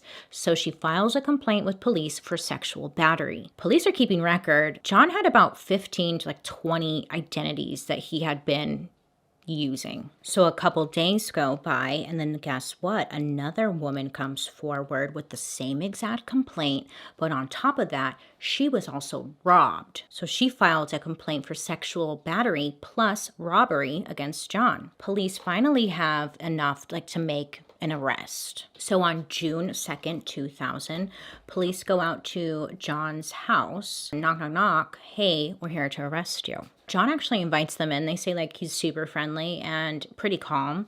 So they tell John that he's under arrest for sexual battery and robbery. But then they say, when he's in the handcuffs and stuff, they tell John yeah, you're arrested for sexual battery and robbery. But we also know about 4 missing women that seem to all be tied to you, John. So we want to talk to you about that when we get down to the station. They say that at that moment, all the color just left John's face and he had a full-blown anxiety attack. Get it together, John. You knew this was coming. So they get a bunch of, they get the warrants and whatnot, and they confiscate all of his computers and all of his files. Now, he had tons of files that dated back many, many years. So it was like a little treasure trove. While going through all of his stuff, they realized that John had 2 storage units. One was in Kansas and another in Missouri. Plus, he had a family farm in Lynn County, Kansas. They go down to the Kansas storage locker. They open her up, and inside of there, they find tons of birth certificates, driver's license, social security cards. All of these were belonging to some of the women that were missing. So then they head down to Lynn County to search the family farm. It's a pretty big property. They had a mobile home. They had a storage shed. They're searching everything, right? Next to the storage shed, they found 2 large 88-gallon barrels. So they're trying to move the barrels, and one of them kind of tips over and some liquid starts to leak out of the side, and it seemed to be blood. So they open it up. And inside they find Suzette's body inside the barrel. So then there's a second barrel. Now they open that one up and they find another woman inside of it. They had no idea who this victim was. So now they're thinking like, oh my gosh, oh dear, how many people has he really killed that we don't even know about? So investigators go out to search the other storage unit that was down in Missouri or over in Missouri, wherever Missouri is. Okay, they open that up and what do they find? 3 more barrels with 3 more bodies inside. I got questions. First of all, doesn't it smell or no? Okay, that's my first question. My second question is, how many people are doing this with storage units and you don't even know? That's all the questions I have. So they find 3 more victims. Now, none of these victims were the women that investigators had on their list. So they're just like, oh dear. Oh dear. On June 12th, they were able to ID the victim in the barrel on the farm. She was a 21-year-old girl named Isabella, who was a Polish immigrant, and she had just moved to Indiana. She then moved to Kansas City to marry John in 1999. In the storage documents, they found a slave contract between Isabella and John, which gave John almost all control over her life. And then one day she just vanished. Isabella's family, they never reported her missing because they thought that she was traveling around Europe. They had been receiving signed letters and emails from her. They just thought she was doing her thing. Yeah, so they never put in a missing persons report, which is super sad, but at the same time, I get it. Some parents are super on top of their kids, and then some are just kind of like, meh, whatever. So, you know, they didn't know. Anyways, but both victims that were found in these barrels, Isabella and Suzette, both of them had died from blunt force trauma to the head. It was believed that they had come from a small hammer. And then I guess John put them in the barrel and then just let them be in a barrel. What a loser. Now, the 3 victims that were found inside of the storage unit in Missouri, these were not the 3 women investigators were looking for or expected, Lisa, Paula, and Catherine. But they did get the autopsy done in June and they were able to ID them. So one of them was 49-year-old Beverly Bonner. Another one was 45-year-old Sheila and her 15-year-old disabled daughter, Debbie Faith. They see that none of these people had missing persons reports. None of them. The victim, Beverly, she had worked as a prison librarian. She met John when John was incarcerated at the prison she was working at in the 90s. So they met there. And then the 2 of them started having an affair because both of them were married, by the way. John left prison and then Beverly ended up following him and continuing their relationship. Now, Beverly ended up getting a divorce from her husband, who was a doctor. John had discovered that Beverly was getting around $1,000 a month in alimony checks from her ex-husband, and he wanted in on that, I guess, because he ends up killing Beverly and he started cashing her checks every month. Beverly's family knew something wasn't right, but again, she was writing them letters, okay? And the letters were signed. They were telling them that she was fine, she had started a new life. And then on top of that, her alimony checks were being cashed every month, which just made them think she was still alive and just didn't want to be bothered. Okay, so then who the heck was Sheila and her daughter Debbie? Now these were the 2 other victims that were found in the storage unit. John met Sheila on the BDSM website or a BDSM website. Well, Sheila, she was looking for a master, but expressed to John that her daughter was disabled and she wasn't able to just pick up and move to where John lived. So John tells her hey, you can move out here. I'm super successful. I'm a successful businessman and I have lots of money. So I could take care of you and your daughter, give her the best care. Sheila and her daughter, Debbie, they move out to live with John. Now, after moving in with John, Sheila and Debbie just vanished. They just disappeared. John killed both of them and he continued to cash the disability checks Sheila was receiving for her daughter, and he continued to cash that for over 6 years. Nobody caught on. Nobody kept in touch with them, so no one really knew. So it was uncovered that John was making these women sign blank sheets of paper telling them that they were going to be traveling a lot and that they wouldn't have time to write letters to their families. So they signed letters or blank sheets of paper ahead of time. That's how John was able to get all of these signatures. Like, they really were the victim's signatures. Now, it really doesn't make much sense to us. I'm sure you're like, what?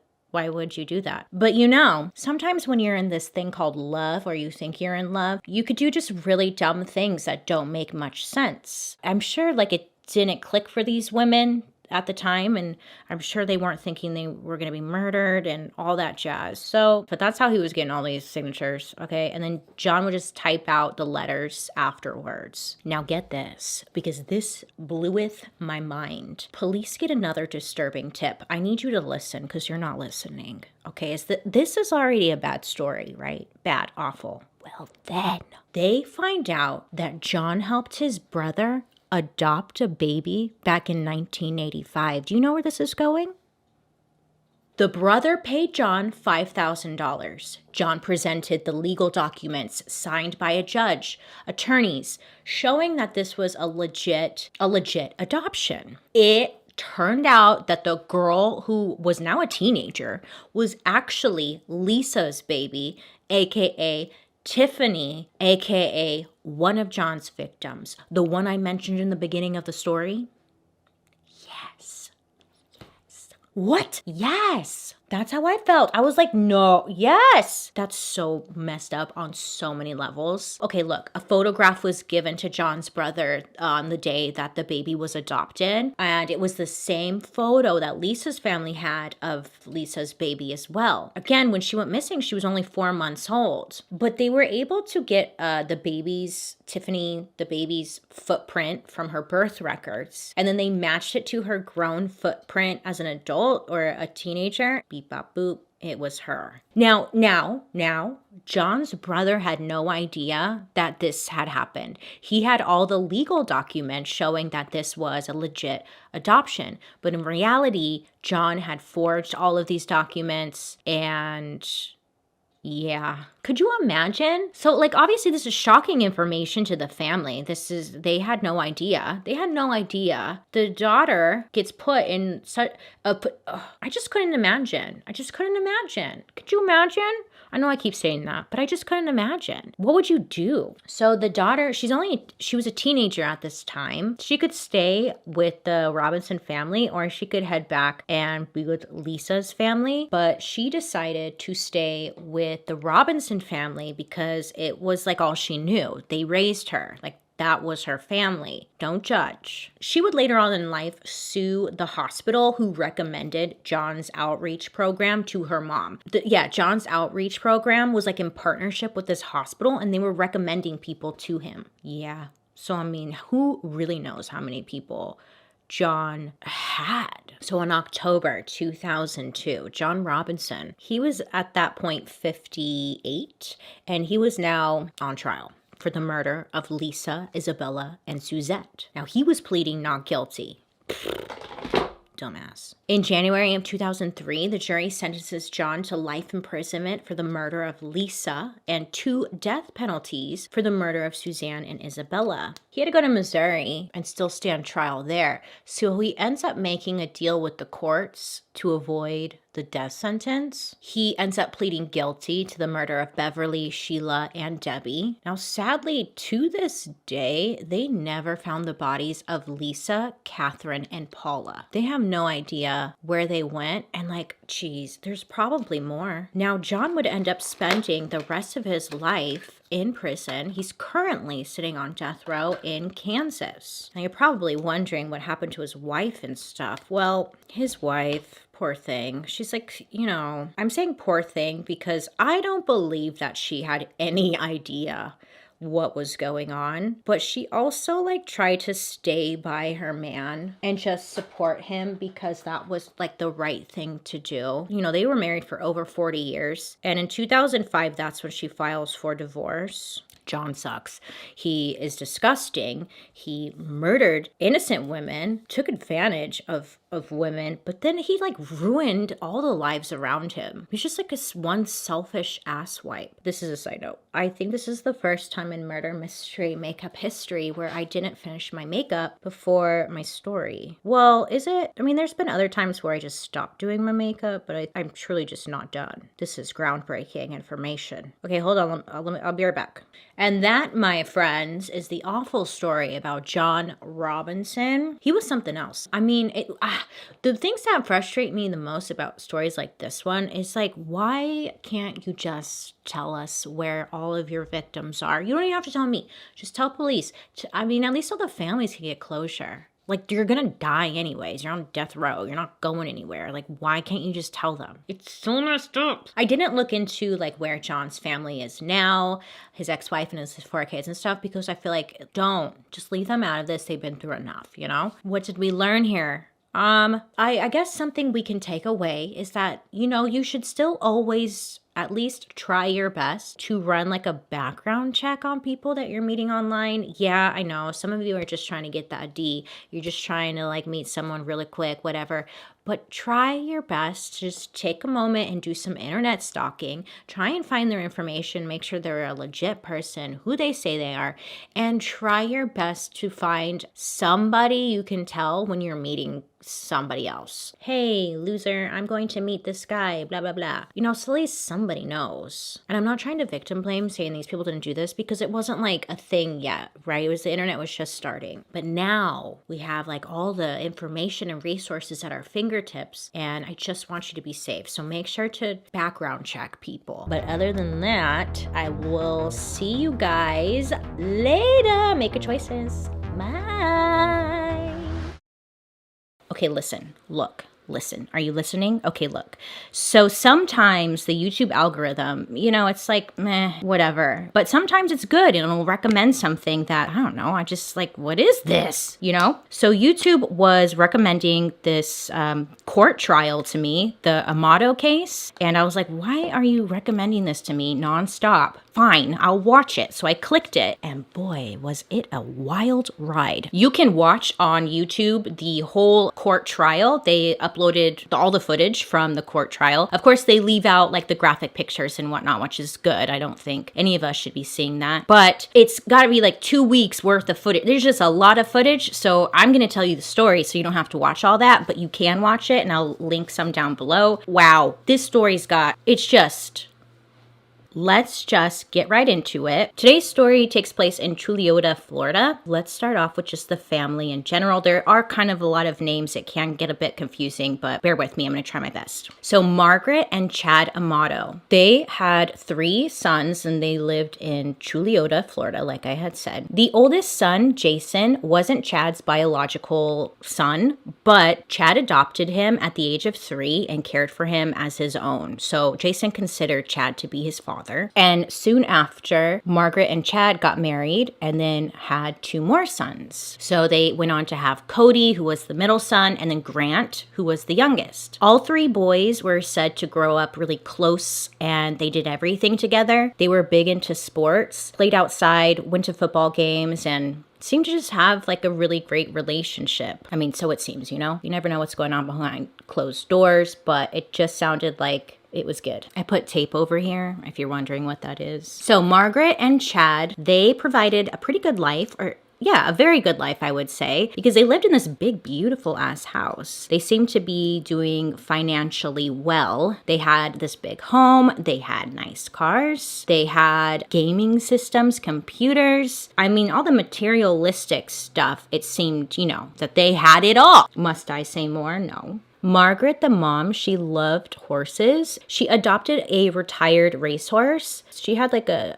stable where she kept the horses, and she would go down to the stables and work with her horse. She was very passionate about horses, and if she wasn't inside the home, then you could find her down at the stable. Margaret worked for a healthcare company as a client operations manager, and her husband Chad was a clinical pharmacist at a local CVS, but he also had a second job / hobby working on computers computers and building computers as well. Growing up, it was said that the home was pretty loving, but Chad, their dad, could be very strict, very old school type of guy, you know, where there's like never any physical abuse going on in the home, but also it was just like you didn't want to piss Chad off. You didn't want to piss your dad off. He was just stricter. And he had rules that you had to follow. And if you didn't want to follow his rules, then you could get out, you know? So the oldest son, Jason, he ended up moving out when he was like 19 years old, around that age. He would go on to start his own family as well. He said that he was still really close to his family. He would visit the home on holidays. He was always welcome and he tried to be around when he could. But again, he had his own life and his own family. So it was just every so often. During their high school years, Cody and Grant were set to do everything together. Cody was only 1 year older than Grant, so they were pretty close in age. They both were like on the weightlifting team together at their high school. They played video games together. They built their own computers together. Yeah, learning from like how to do so from their father, because their father did the same thing. Also, the family, everyone seemed to own their own guns, and they were a big gun family, it seemed like. I don't know. But they all had their own guns, and they often went to like the shooting range together. And both Cody and Grant also started their own airsoft league. Just as a side note, you're probably wondering what the hell I'm doing on my eyes. Your guess is as good as mine. I really don't know. Now, it was said that Grant, the youngest, he was a bit of a loner. He was kind of like the oddball. Well, Cody seemed to be like his only friend. Any friends that were Cody's friends, though, were Grant's friends. But it seemed like those friends wouldn't necessarily just invite Grant out. You know what I'm saying? Like, it was that type of deal where Grant seemed to rely on Cody to provide friends. So Grant, the youngest, he went on to attend UCF. And then in 2011, he got his nursing degree. And he wanted to get into the medical field like pretty much the rest of his family, because all of his family at this point was working in the medical field. So then in 2018, Grant was then 29. He was either 28, 29 at the time, but he was fired from the hospital that he was working at because, Grant, he was accused of stealing 8 vials of propofol, a heavy-duty sedative that's typically used during surgery. Grant was caught with 8 vials of it, like in his pocket, like he was going to take it home, party or something. We don't know. Grant was caught and he was arrested. And in the arrest report, it said that Grant admitted to stealing the drug to give to patients that he felt were not being adequately sedated by doctor-ordered medication. He was arrested and charged with grand theft, but in November, the charges were dropped. It's believed that the charges were dropped because Grant was claiming that he was giving this medication to other patients at the hospital, which potentially could open up lawsuits against the hospital if it were true. It's believed that Grant wasn't actually giving this to his patients, that he was actually just going to take it home and use it himself, but there isn't any proof of that. So it was just completely dropped because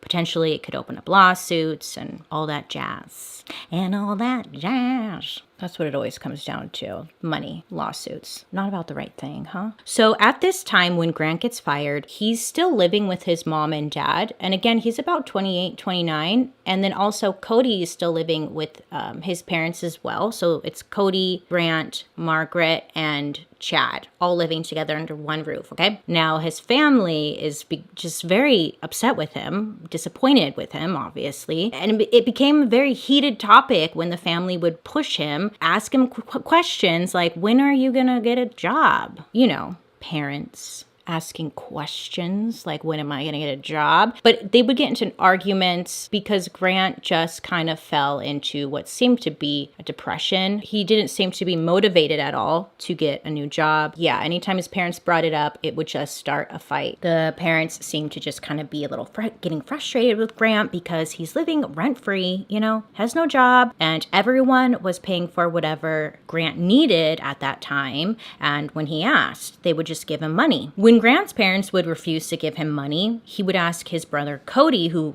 again, was the older brother. And oftentimes, Cody would give him money for anything that he needed. So pretty much everybody was, quote unquote, taking care of Grant while he was trying to find a job. Now, Grant spent a lot of his time on his computer or gaming, and he was home all the time with like nothing to do because he didn't have a job. So what's a lonely person looking for some sweet lovin' gonna do, you know?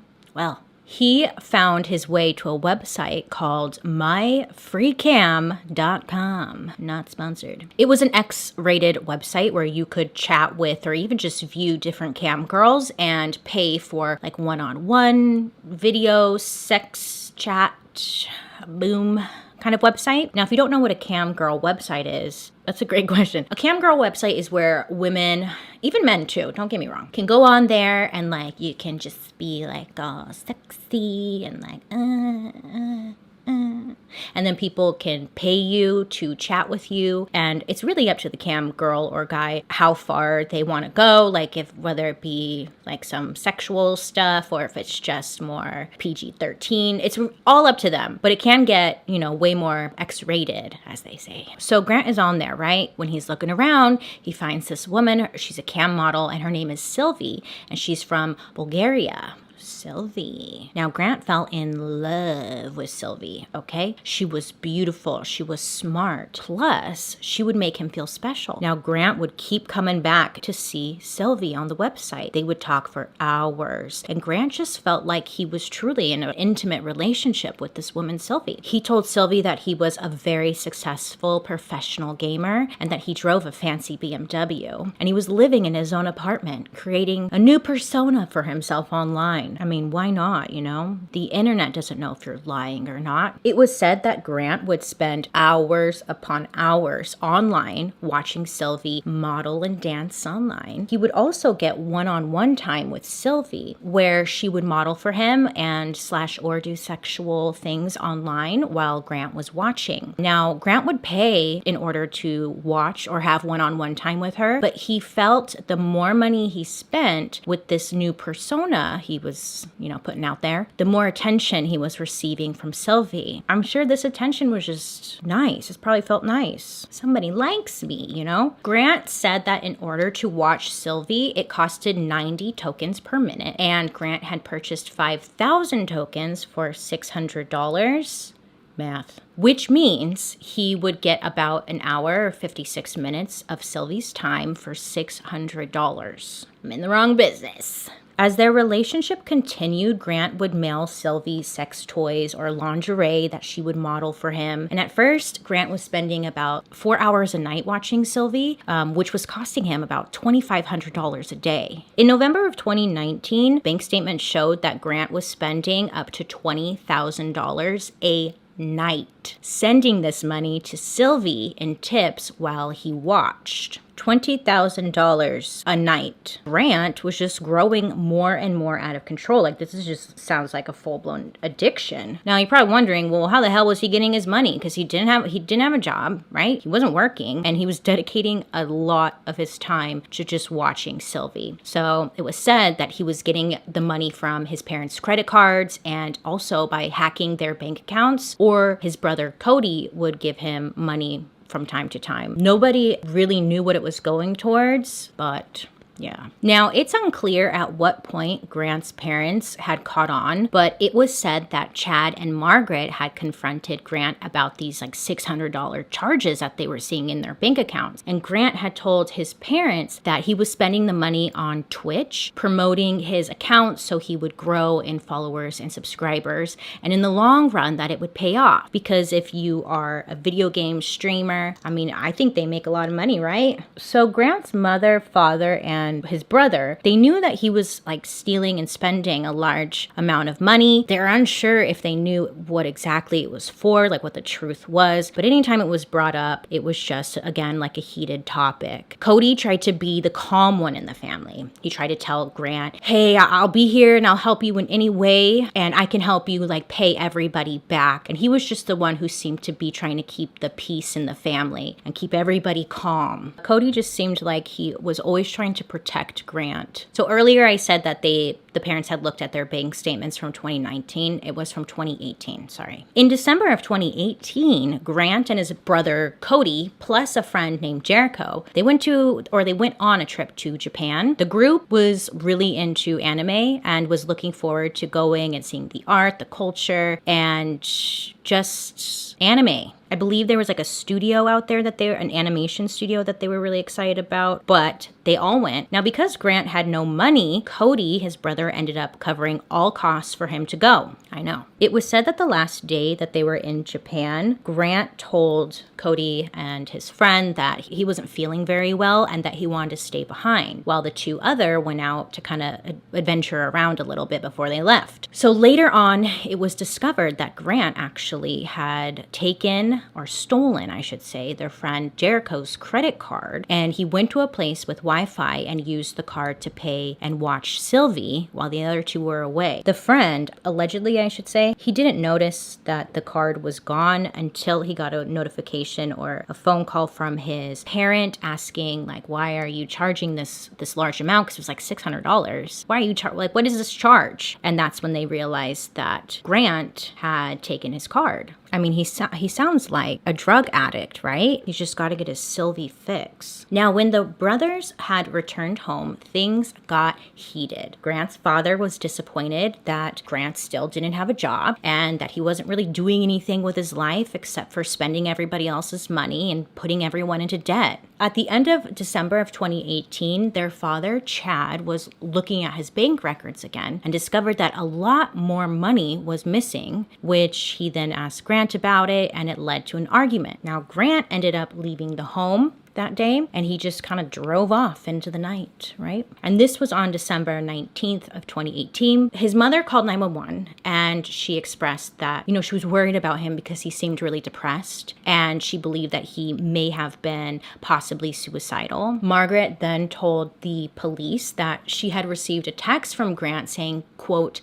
"I'm really tired of everything, just going to handle it my own way," end quote. Grant ended up driving out to his aunt's home, which wasn't too far. It was in Florida. I think it was in Orange County. I can't remember, sorry. But he ended up driving out to his aunt's home. He asked if he could stay there with her, and she agreed. She let him in. His aunt said that he seemed very depressed. She had noticed that he just seemed like he was lost. He just wasn't there. She also noticed that Grant would be asleep all day and then stay up all night. His aunt and uncle, they also had guns in the home, and they thought it would be best if they took the guns, they locked him up, at least for while Grant was staying there, because he just seemed very down.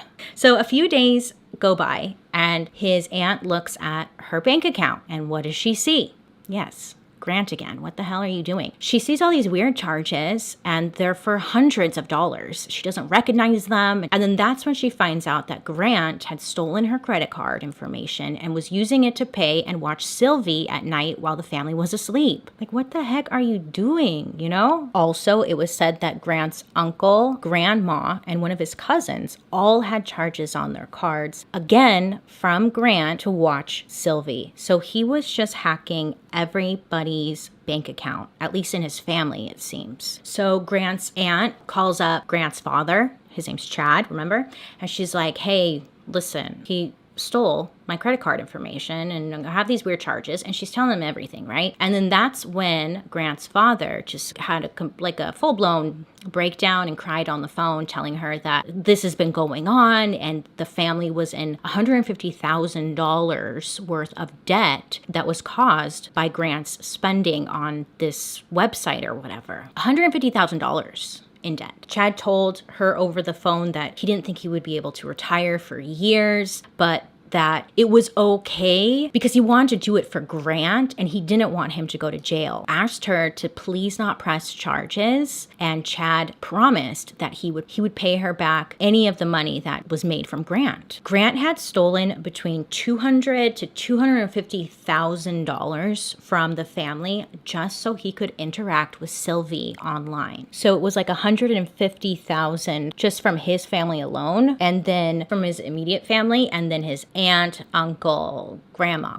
grandpa, like everybody else was getting hit around him too. And Grant, he had a problem, and the family didn't want him to go to prison. They knew he needed help and not prison. So the family, mom, dad, Cody, and their older brother, Jason, they all came up with a plan to confront Grant at their aunt's house and have like a little intervention. The family showed up and then they waited outside of the aunt's house. And then once Grant leaves the home, he was walking out like he's walking back to his car. That's when they all confront him, and they were either taking him to a treatment facility or he was going to be cut off from the family. That's what they're telling him. Hey man, we think that you have a problem. You're literally stealing everybody's money and we just want to help you and we don't want you to go to prison. So please just go to this treatment facility, get some help, and, you know, will definitely help you. The family just seemed very supportive and gave him so many chances. They just wanted to help him. Now, it was said that Grant was the quiet, submissive type and that he didn't really say anything when this happened.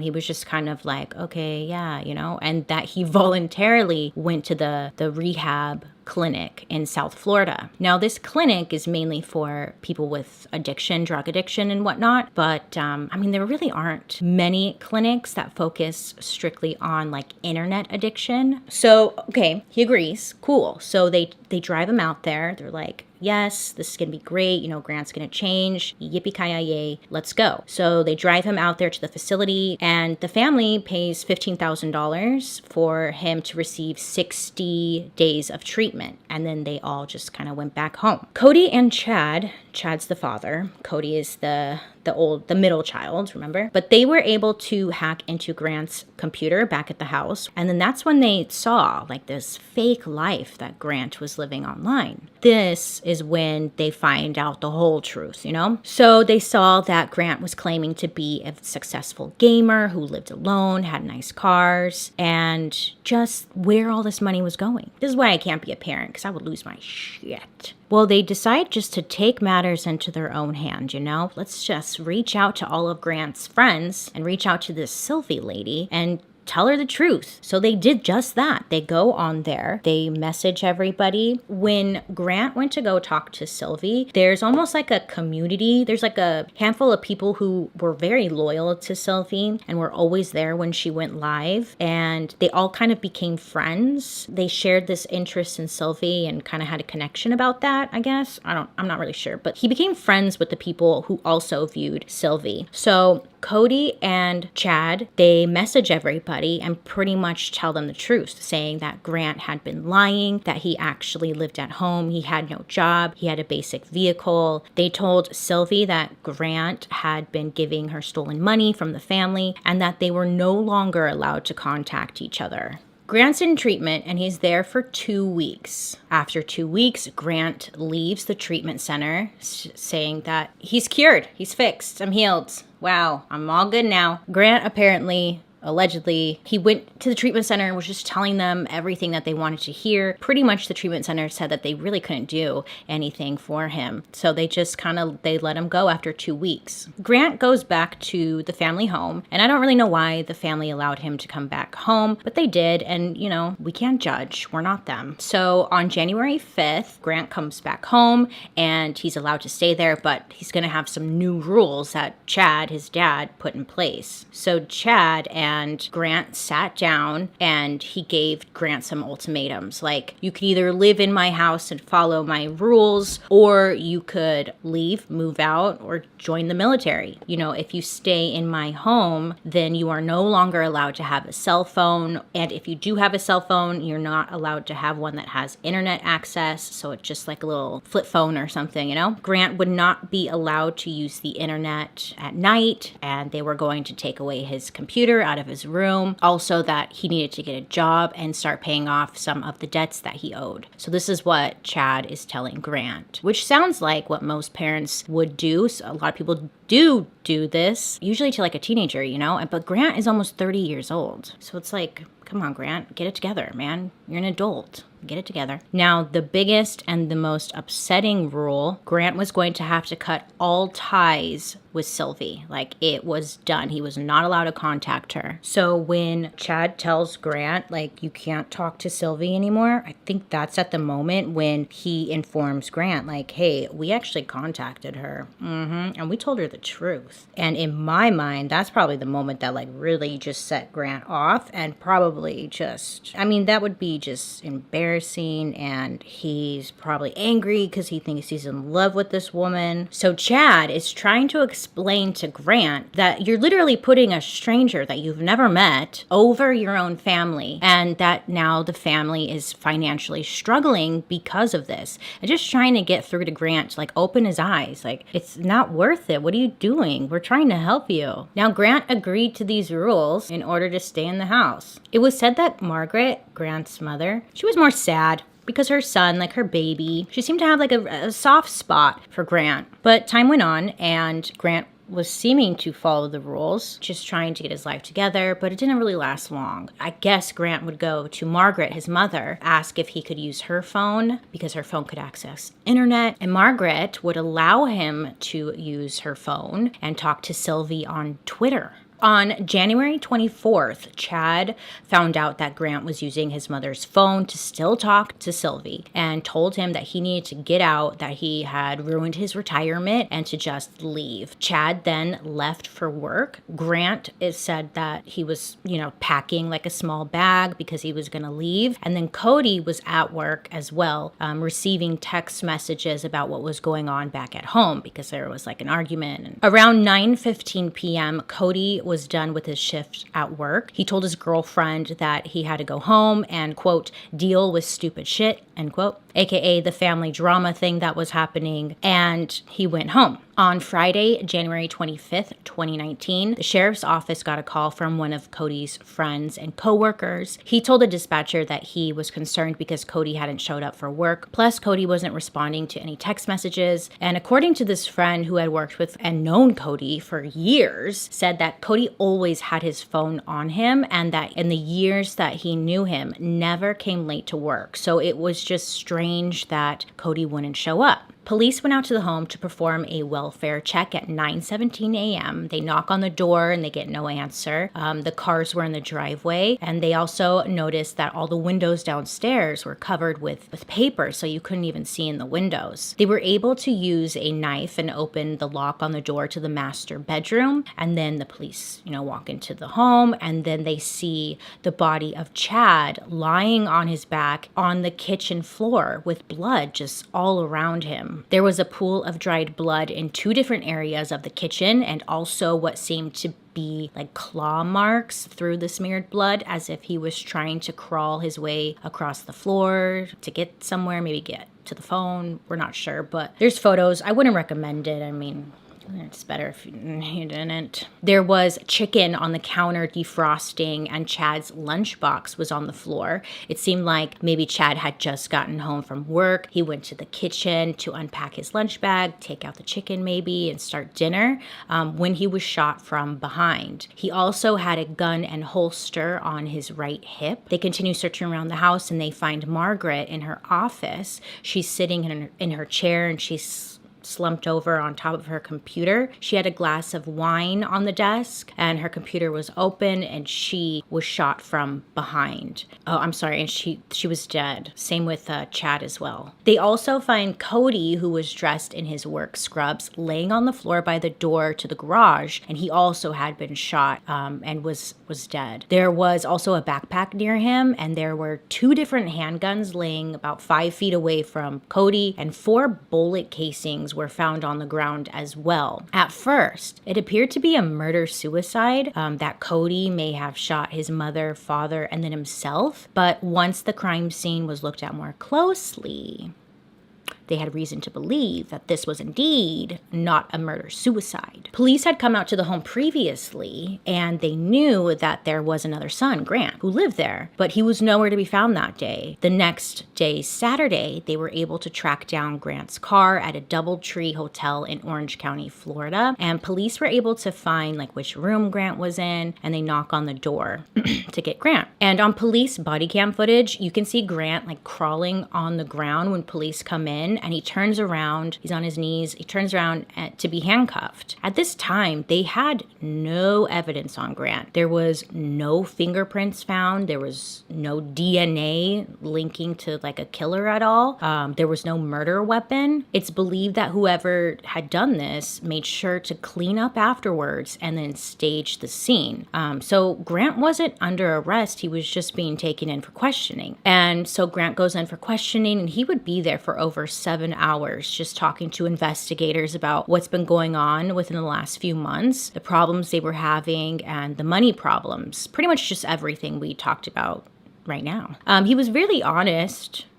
Well, but he was like honest about the money and the girl and stuff. He didn't try and like make anything up. But he told investigators that Chad had confronted him about Sylvie on the night of the 24th, and that Chad told him he needed to leave the house. Grant said that he packed a bag and then he left the house. But before he left, Cody had stopped him and said that he would promise to take care of their parents and try to calm down the situation. Grant told investigators that when he left, everyone was alive and fine. Grant was trying to set it up to investigators in a way that made it sound like Cody was going to talk to the parents, and then he left the house and he had no idea what happened after that. So he's suggesting, like, I don't know, and Cody said he was going to deal with it. And you can actually watch the full questioning video on YouTube, but here's the kicker. Grant. Some of us are very observant. Okay, and we noticed something, Grant. He's claiming that he left the house and had nothing to do with anything, right? He's like, I left. I don't know. Everyone was alive. I don't know. Well, then, Grant, how come in those hours of questioning, not once did Grant ask, hey, why am I here? What happened to my family? Why are you asking me questions in the first place? Hello? So he's trying to give off this impression that he's completely innocent. He hasn't even been told what happened to his family yet, okay? So...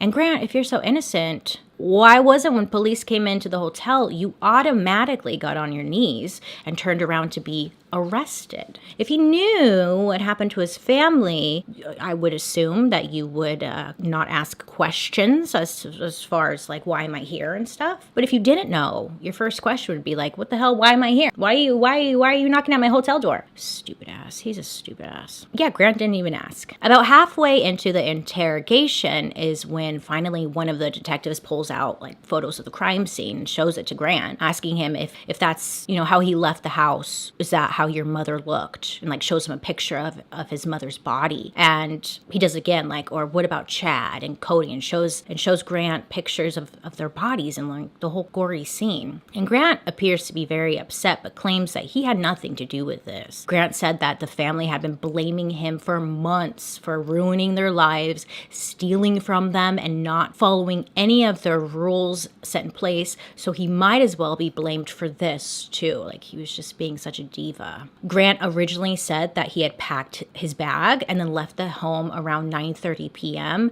and that his family was fine. And then his story changed, and he said he left around 12:30 in the morning and spent the night in a grocery store parking lot, then drove to a job interview in the morning. Investigators were pushing, trying to get some kind of confession from Grant, but he stood by his innocence. Grant's older brother, Jason, the one who lives on his own and the only member that's still alive, well, besides Grant, but Grant is a piece of shit. Jason comes down.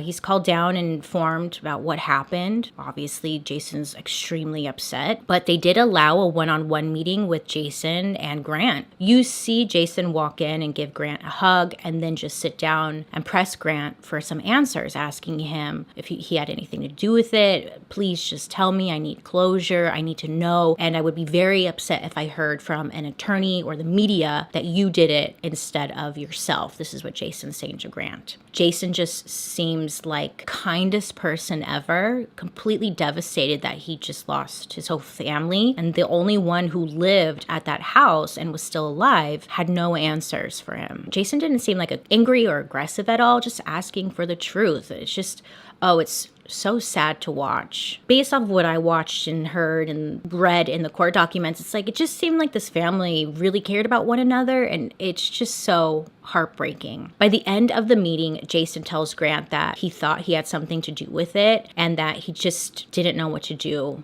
now. Grant, though, stood by his innocence, but also just didn't even say much. I guess he just wasn't much of a talker in general, so it wasn't unusual. Grant was released on the 26th because, again, they had no evidence showing that he did it. They had no fingerprints, no DNA, nothing linking him to the crime. So detectives knew that they were going to have to build like a really strong case against him in order to get a conviction. I mean, he's the only one who had a motive. Yeah, all signs are pointing to him, but there's actually no physical evidence, and that's where they were struggling. So they let him out, and investigators question anyone close to the family, and they get more information about Grant's relationship with his online girlfriend, the money. Cody's girlfriend told investigators that Cody had told her that he was afraid that Grant would kill everyone. And at the same time, crime scene investigators are building their case. It was determined that it was not a murder-suicide due to many things. Cody, his body was on the floor next to the door, which led to the garage. But there was no blood on the door behind him or the door frame, which meant that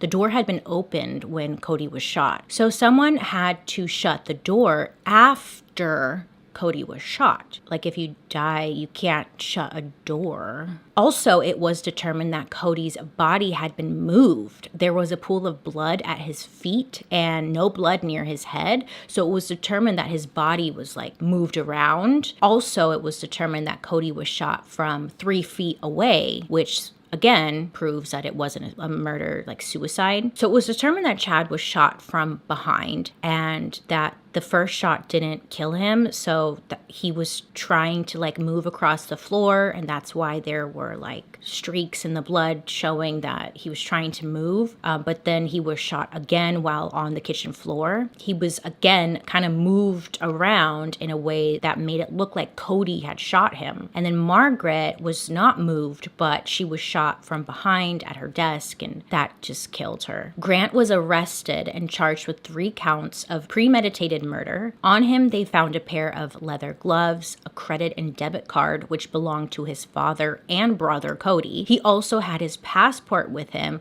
which led investigators to believe that maybe he was going to try and flee, go see his girlfriend, Sylvie, you know? There was also a handwritten note found in Grant's possession, signed from Cody. In the note, it pretty much said, "I'm sorry for what's going on, and I'll take care of it. Don't worry." I'm not going to go too much into detail about what it said because it was later determined that it was written by Grant to kind of feed into the murder-suicide storyline that he was trying to create, which is pathetic because it was like his own brother. I'm like, so his trial was in July of 2019, and he still claimed that he was innocent. Grant's team suggested that maybe someone broke into the house. Maybe it was a drug deal gone bad because they had found a small amount of marijuana in the home. So they were like, oh yeah, they were dealing drugs. How many drugs? There was lots of drugs. Marijuana? Oh my God, they're drug deal? Like, they just found that marijuana and was like, that's it, drug deal gone bad, you know? Based off forensic evidence, it was determined that Margaret was shot in the head from behind as she sat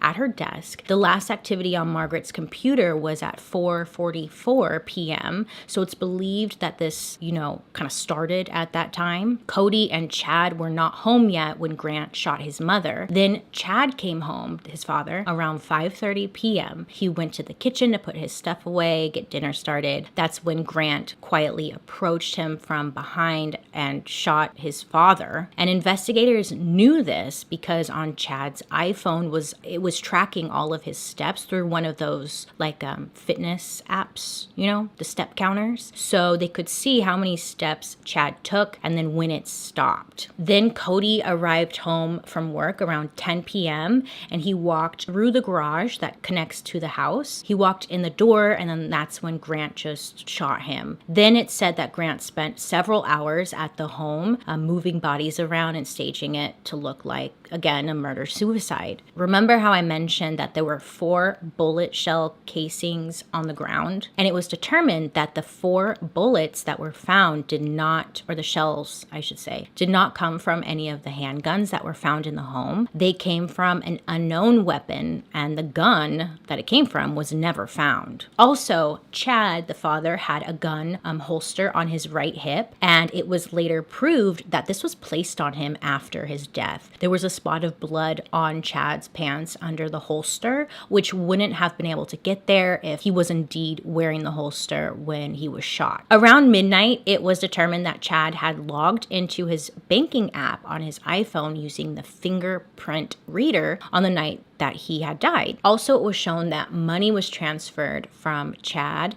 his bank, to Grant's bank account through the app. Jesus, I know. When investigators looked at Chad's finger, they saw that it had been wiped clean, and it's believed that Grant cleaned his dead dad's finger, cleaned the finger, and then used it to log into his phone. What kind of special fucked up is that? When I read that, I was like, what the... That same night after murdering his whole family, Grant also used Cody, his brother's credit card to pay and watch Sylvie, sending her over $600 while sitting in his car in the grocery store parking lot at 3 a.m. So after he murdered his family, he drives to a grocery store parking lot, sits there and watches Sylvie. What the fuck? Yeah, I don't even know what to say. Just unbelievable. So they had found gloves in Grant's possession at the time of his arrest, and they were taken in to be tested for gunpowder residue, which it came back positive. Grant said that's because he wore these gloves all the time when he shot, but numerous witnesses said that he rarely wore these gloves, like ever. On Grant's computer, a typed out letter was found by Grant to send to Sylvie and to some of his friends he made online, and this letter was typed 2 days before the murders. It's long, so I'll give you like a little summary. Pretty much Grant apologizes for lying about himself and confesses that he isn't successful and that he lives at home, that he lied because he wanted to stand out to Sylvie and like get her attention. Grant said that his family found out about the money spent and ambushed him, then forcefully made him go to a clinic for his unhealthy addiction to Sylvie and cam girls. He then goes on to say that everything his family mentioned to Sylvie was a lie to poison his image. He then says that he will never be able to forgive himself for making Sylvie sad and for betraying her trust in him. He begs for her forgiveness and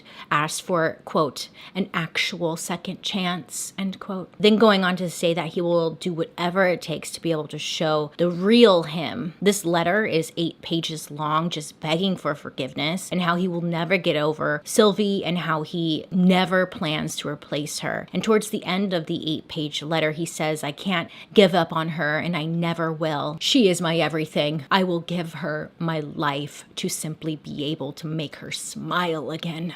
Dramatic much. The jury spent, I believe, like 8 hours, and they come back and give Grant his verdict. Mind you, he showed no emotion during the trial. Even when his older brother took the stand and just cried over his lost family, Grant just looked like a vampire. Like, he kind of looks like this creepy-ass vampire, and he was just cold, balding, emotionless, fragile-looking vampire. I don't know. It was just, like, so uncomfortable to watch. In the very beginning, in, like, the opening statements, I believe Grant started crying when they showed pictures of, you know, the parents and his brother's bodies to the jury. And throughout the whole thing, though, just nothing. It was weird. But then I guess at one point they show the jury, like, a picture of Sylvie on this screen. And Grant, like, his eyes are just kind of, like, fixated on Sylvie on the big screen. And it's just like, oh my God, dude. Really? Like, your whole family's dead and you're still obsessed with her? Yep. Anyways, The jury decided not to give him the death penalty. Instead, they sentenced him to life in prison without the possibility of parole. Grant Amato will be spending the rest of his life in prison. To this day, he still claims that he is innocent. And when approached by media asking for an interview, he said he would be open to doing so only if the company would maybe help cover costs to get him out of prison, or if they could put him in touch with a millionaire who would help him get out of prison.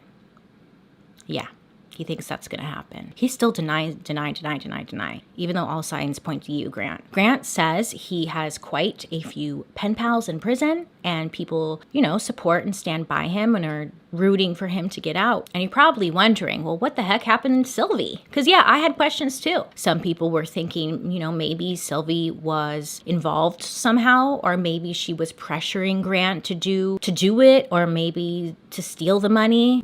Maybe something more was going on. Well, I don't really know what happened to her, to be honest. I tried to find out. Okay, I went through the court documents. Mind you, there's like thousands of court documents. So, maybe I missed it, but I couldn't find anything. There were 2 names on the witness list that were blacked out. I'm thinking that maybe that was maybe Sylvie. I don't know. We don't know. I'm assuming that Sylvie was questioned, because why wouldn't she be? I feel like that would make sense. But in the opening statements, it was suggested like Sylvie may not be her real name. So I was thinking that maybe Sylvie was like her cam girl name, and she didn't want her real name out there in the public, like when it was, in court and in the media and whatnot. That's what I'm thinking. But I'm sure they questioned her, right? They had to. I personally have a feeling that Sylvie, I don't think she had any idea of what Grant was really doing. I'm sure that she was just, accepting the money from him. Who wouldn't? You don't question every customer that comes into your store. You just take the money and they get the fuck out. So I feel like she probably didn't know, but who knows? I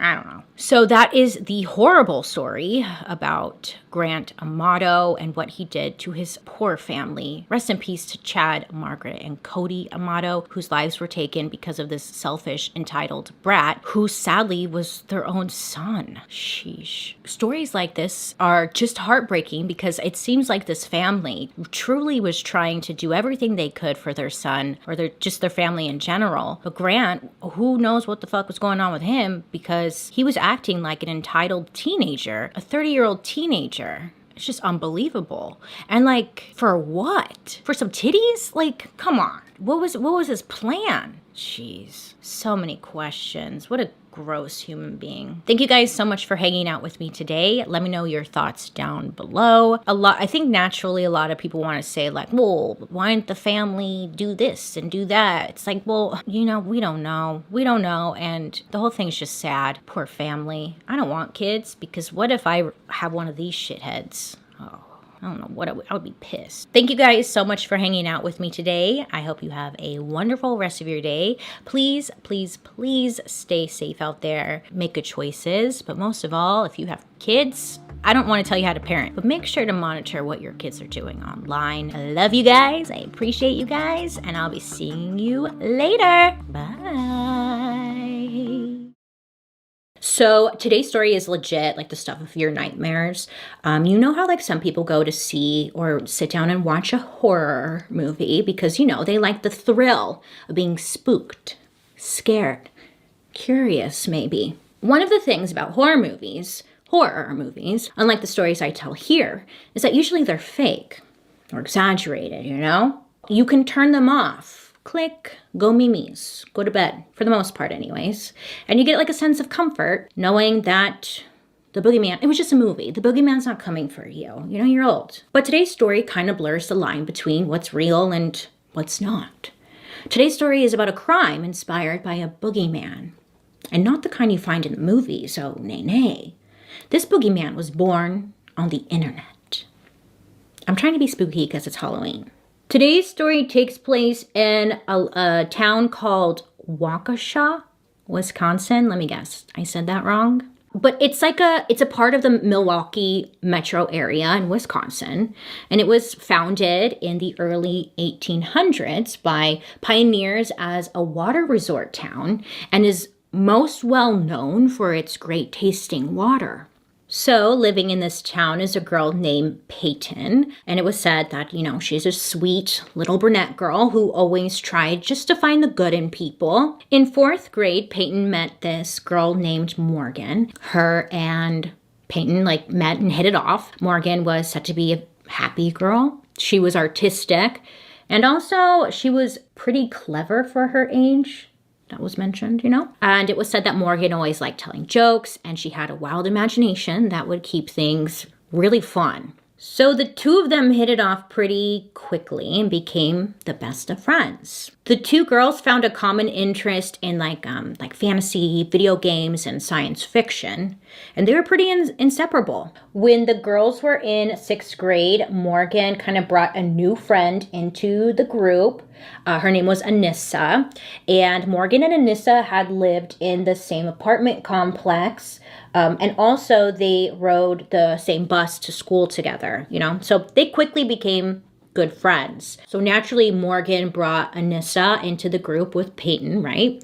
And it was said that Peyton wasn't the biggest fan of Anissa, and she would only hang out with her because Morgan just seemed to really love her. As some time goes on, Peyton starts to recognize that maybe the friendship between her and Morgan are just becoming not the same, right? It seemed like Morgan was becoming much closer to Anissa and not so much Peyton. Maybe Anissa was kind of replacing her in a way.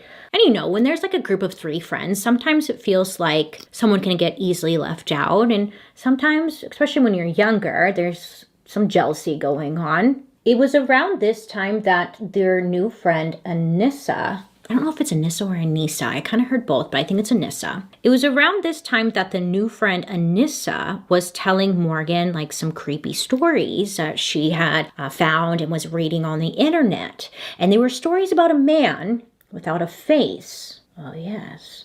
Not only that, this man without a face would kidnap kids from all over the world and would possess them and kill them or whatever. So Anissa is telling Morgan all of this, and Morgan is like, what? Oh, she is intrigued. She is fascinated. She is engulfed by the story. Tell me more. She just wanted to know everything and became completely obsessed with the story. But Peyton was said to just not be as interested into this faceless man who steals kids as much as the other two girls were. She was like, that's actually terrifying, and I don't want anything to do with it. The story scared her. Peyton went to her mom and was like, hey, I heard this story. Morgan was telling me about this faceless man who steals kids and kills them or whatever. This isn't true, right? Because she was getting real spooked over it. And Peyton's mom reassured her, don't worry, the story is most likely made up. It's just a ghost story somebody probably made up on the internet. After having that conversation with her mom, Peyton goes back to Morgan and was like, yeah, my mom told me that the story isn't true. Can you please just stop talking about it? Because honestly, it's kind of freaking me out. And you guys are obsessed with it, and I just don't want to talk about it. So she tells this to Morgan, and Morgan thought it was funny, or maybe she was just being a dick, but she just doesn't stop telling the story to Peyton. Kids.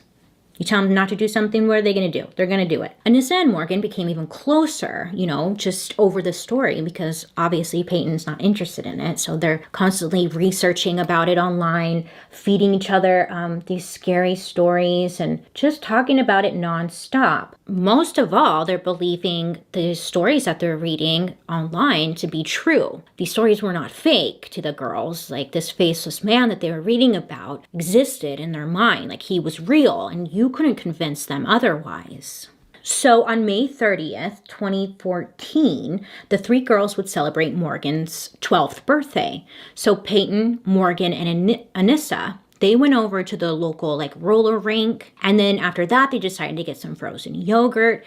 And then once that was all said and done, at the end of the night, they headed over to Morgan's house for a slumber party. It's just a pretty fun little birthday party with your friends when you're 12. Makes sense. Great. Okay, so they're at Morgan's house, slumber party. Great. Now, something was a little weird. Something kind of seemed a bit off because at the slumber party, Morgan said that she wanted to go to bed. like actually go to bed, which was weird because the girls had planned on staying up like as late as they could, or maybe even try to pull like an all-nighter. You know, when you're a kid and you're like, let's pull an all-nighter. Morgan kind of announced like, I want to go to bed. We are going to bed now. That was weird. Something ain't right. Peyton felt like maybe she was missing something, you know? The next morning, it's May 31st, and Peyton wakes up and she sees that the two girls, Morgan and Anissa, they weren't in their beds. The beds were empty. So she gets up and she makes her way downstairs, and that's where she finds the two girls like sitting in front of the computer. So Peyton asks them like, hey, what are you guys doing? She gets no answer. They just ignored her. She's like, okay. So the girls got up eventually off the computer and they gathered around the breakfast table or whatever, and they had like some donuts or something. And then afterwards they played some games. And then as some time passed, Morgan announced to the group of girls like, hey, we should go to the park. Doesn't that sound like fun, the park? And the other girls were like, yeah, let's go to the park. That'd be fun. Like, it's something to do. It's outside. It's not far. They could just walk there. So Morgan asked her mom, and normally Morgan's mom would like make an adult go with them. But she figured, you know what? It's her birthday. It's her 12th birthday. She's with her friends. What kind of trouble could like they really get into? What could really, you know, let me just give them their independence. So she said, yes, go ahead. And you guys just make sure to all stick together when you head to the park and don't lose each other. So the three of the girls are walking to the park, and Anissa suggests that they should play a game of hide and seek. So the girls are like, yeah, let's do it. That's a great idea. I love that idea, hide and seek. Morgan announced that she was going to count first. You know, she's going to be the one count. Peyton and Anissa are the ones who are going to go off and hide. So Morgan goes by like a tree, starts counting 1, 2. And then Anissa goes up to Peyton. She's like, hey, you should like lay on the ground and cover yourself with sticks and leaves and like blend in with the ground, and that could be a great hiding spot. So Peyton was like, yeah, that's a great idea. Like, I should do that. So she lays on the ground and she starts covering herself with leaves to hide in the ground. Now, Peyton is doing this when all of a sudden, out of nowhere, pops Morgan. So Morgan comes out of nowhere and she's like standing over her. She's holding a knife that she had taken from the kitchen. I'm not even sure if Peyton had a minute to process what was going on before Morgan started stabbing her best friend on the ground. Now, she wasn't just stabbing her friend like once or twice. Not that it makes it any better or anything, but like it wasn't just 1 or 2 times. Morgan stabbed poor Peyton 19 times. Like, that's a lot. 19 times? 19 times.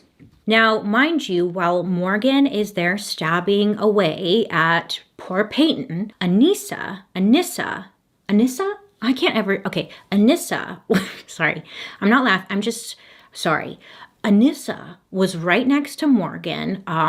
There were some reports that said like she was holding Peyton down, and then there were some that were just saying like she was just standing there. But either way, she was there kind of rooting her on, Morgan, and didn't try to stop it. She was definitely there to help, is what I'm getting at. But once the two of them felt that their job was done, Morgan and Anissa, they leave Peyton to die in the woods and they take off. Now, luckily, unbelievably, miraculously, incredibly, all of the blees, Peyton isn't dead. She's able to come to. She gets up. And then she's using the tree stumps that are around her, kind of like as support, because she's stumbling, trying to find her way out of the woods into a grassy area that's kind of near the main road where she was hoping someone would see her. And she's able to make it out there. Like, it's incredible. Not even long after she got out of the woods, this person riding a bicycle came by at that exact moment and saw her, called 911 immediately. Incredible. You know, like, wow. Peyton said that she remembered she was like fading in and out of consciousness as the EMTs rushed her to the hospital for emergency surgery. Now, when she got there, the doctors saw how bad her injuries were, and they were like pretty shocked that she was able to get up and, you know, move. She had some pretty deep wounds on her arms and legs, but the biggest issue was that there was 2 stab wounds in her torso area that hit major organs. So one of them caused some serious damage to her liver and stomach. And also, on top of that, there was another stab wound that went straight to Peyton's heart. Peyton later found out that if the stab wound to her heart had been just like a millimeter over, just a smidge, she would have died. A millimeter is like as thick as a single strand of human hair. So doctors are like, yeah, you almost died.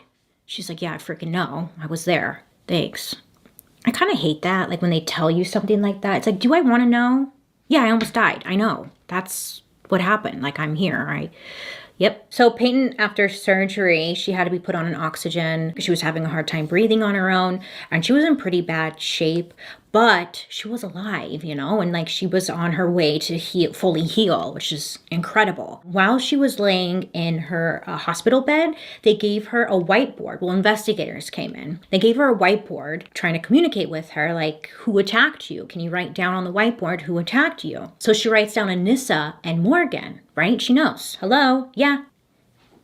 They did it.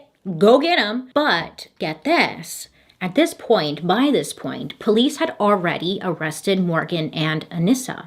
Oh, yes. They were kind of like ahead of the game for once. I know. Wow. Rare here on Murder Mystery Makeup, is it not?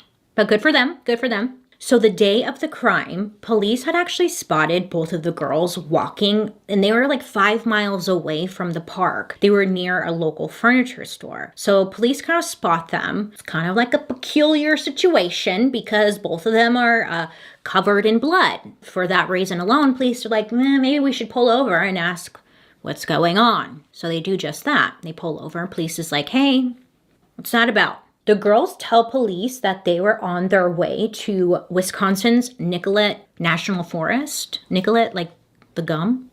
Is that it? National. Anyways, they're on their way to some national forest that was like not that far away. Police noticed that Anissa, she wasn't doing much talking. Okay, she seemed pretty shaken up. She was trembling a little bit. She seemed to be very bothered. Something wasn't right with her. So then police ask if there's anything in their pocket, and that's when they find a bloody knife on them. So Anissa starts talking, and she tells police she just was saying some nonsense that wasn't making any sense to them. She kept saying how I'm using quotes here, he could read minds and teleport places. And police are like, who's he? What are you talking about? So they're trying to get answers, but they're not getting any clear answers. So eventually some of the truth comes out, and they tell police that they needed to kill their friend Peyton because a man by the name of Slender Man told them to. Slender Man. Yep. This is about Slender Man. Okay, so you're probably like, who's Slender Man? Either you know the story or you don't. But let me explain this Slender Man for those of you who don't know. I didn't know the full story, this Slender Man situation. I remember seeing the pictures and it was like, what the hell? There's an online forum called Something Offer. There's an online forum called Something Awful. And back in 2009, this forum is where Slender Man was created. If you don't know what a forum is, an online forum, it's like an online message board where you can have, where people can like just create usernames, great, and have discussions and hold conversations on certain topics. I had to Google it because I was like, what is an online forum? Like, what's the definition? That's pretty much it. On this forum, Slender Man was introduced. And he, at this time, also, well, in the beginning, I think, I don't know, there was a time when he went by the name Victor Surge. And that's because the creator of the Slender Man story, his online username was Victor Surge. So originally, that's what this character was named. So yeah, but most people just know this character as Slender Man because according to the story, that's exactly what he looked like. According to the online forum and just myths circling around the intranet, Slender Man was said to usually be found in the woods or like in some dark abandoned location. It was said that he was abnormally tall, anywhere from 6 to 15 feet, and he had the ability to change his height depending on the situation he was in. I guess if he needed to go under a bridge, he was like, I'm shorter now, a doorway. He's like, meh. He was described as having long tentacle-like arms that would grow in length, better to grab or lure victims in. Slender Man was said to have no face, no hair, no ears. Or maybe he was just unfinished like the Mona Lisa or something. We don't know, but when you saw him, he gave you the creeps. It was said that he wore a business suit because he was professional. Great. And then many believed that the suit was actually like some form of skin molded into the appearance of a suit. This demon-looking fella was described as being highly intelligent and would evolve to match his environment.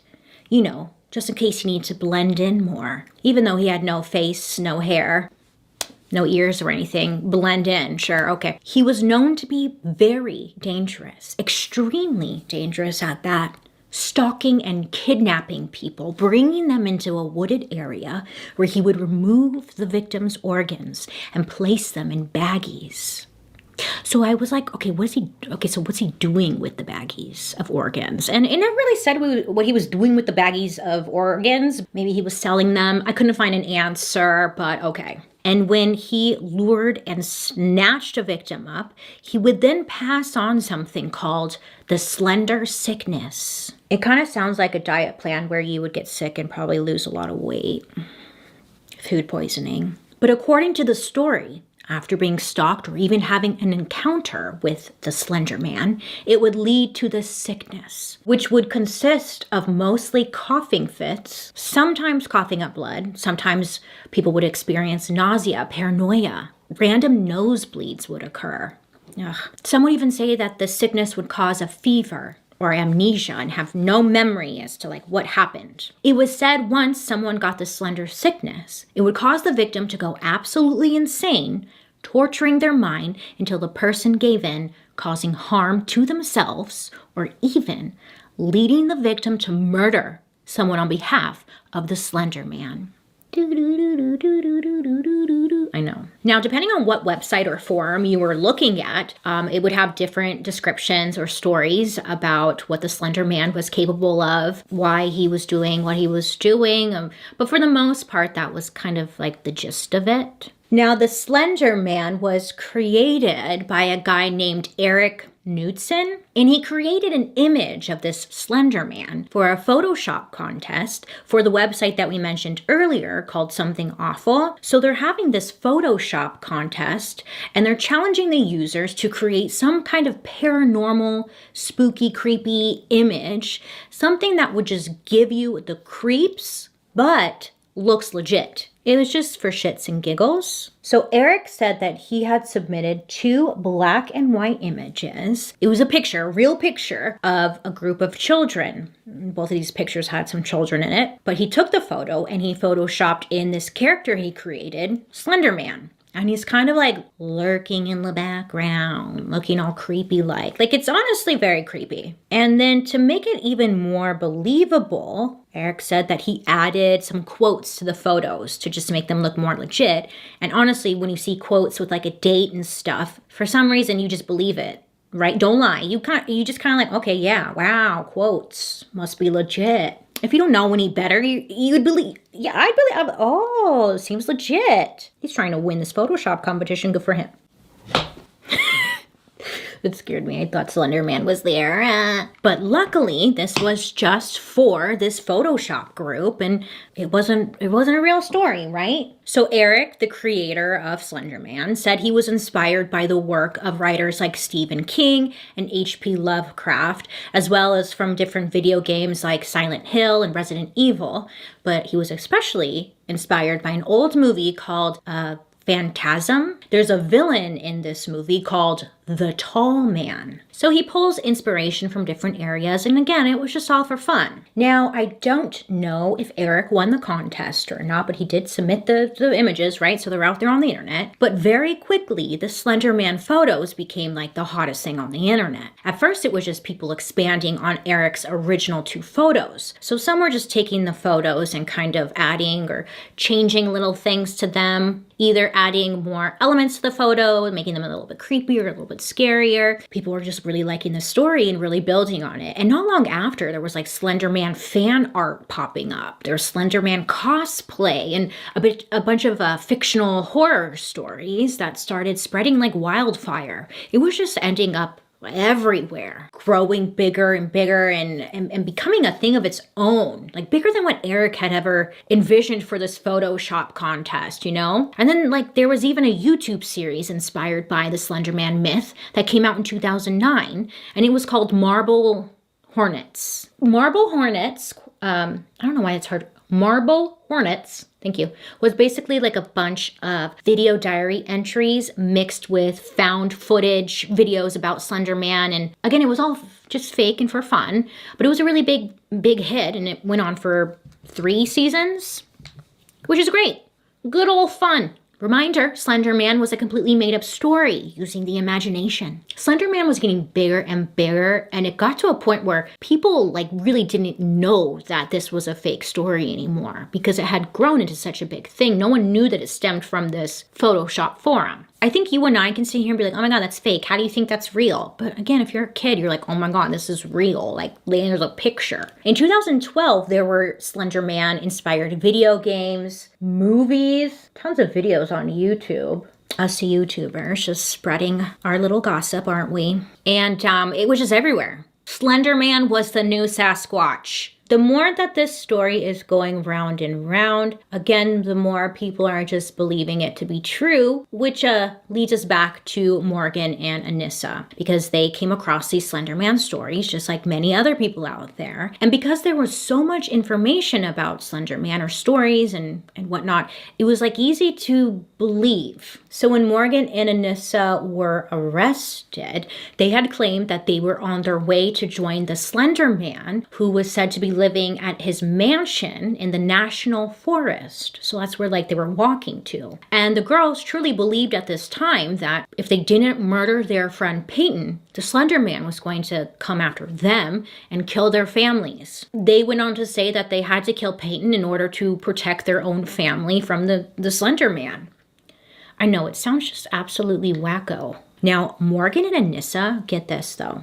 So Morgan and Anissa, they actually admitted that they had been planning this stabbing towards their friend. They're planning on killing their friend for a long time.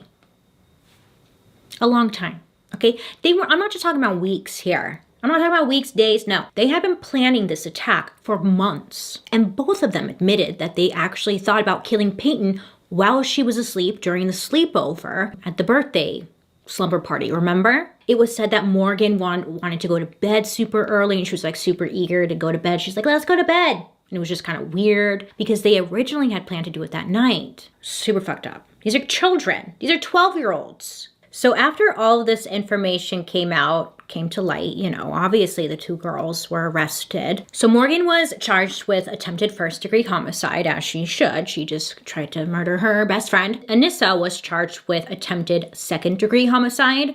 It's probably because Morgan was the one who actually did the stabbing, but she was there. She was like a sidekick, But because of the serious nature of the charges, both of them were going to be tried as adults. Now, again, they were only 12 years old, so this was kind of like a hot debate. Lots of mixed feelings on that one. So while they waited for their trials, Morgan, while incarcerated, started acting a little odd. Something wasn't right, and it was to the point where it seemed that she wasn't well. She's not well, Morgan. Morgan went on to say that she started seeing unicorns in her cell with her. And she started treating the ants in her jail cell like they were her pets. I don't see a problem with that, but it was off. And apparently she was even having conversations with the Slender Man himself inside of her cell. Morgan was moved to a mental hospital for a couple of months and was placed under 24-hour observation to determine if she was competent enough to stand trial, So they gave her a psychological evaluation where they concluded that she had early onset schizophrenia. And because it was early onset or whatever, the judge determined that she was still capable of standing trial. Oh, side note. Turns out Morgan's dad was also diagnosed with schizophrenia at the age of 14. Now, at this time, Morgan was 12, so it's like almost around the same time, that 2 years apart, than her dad. Her father had never received treatment, but luckily, they,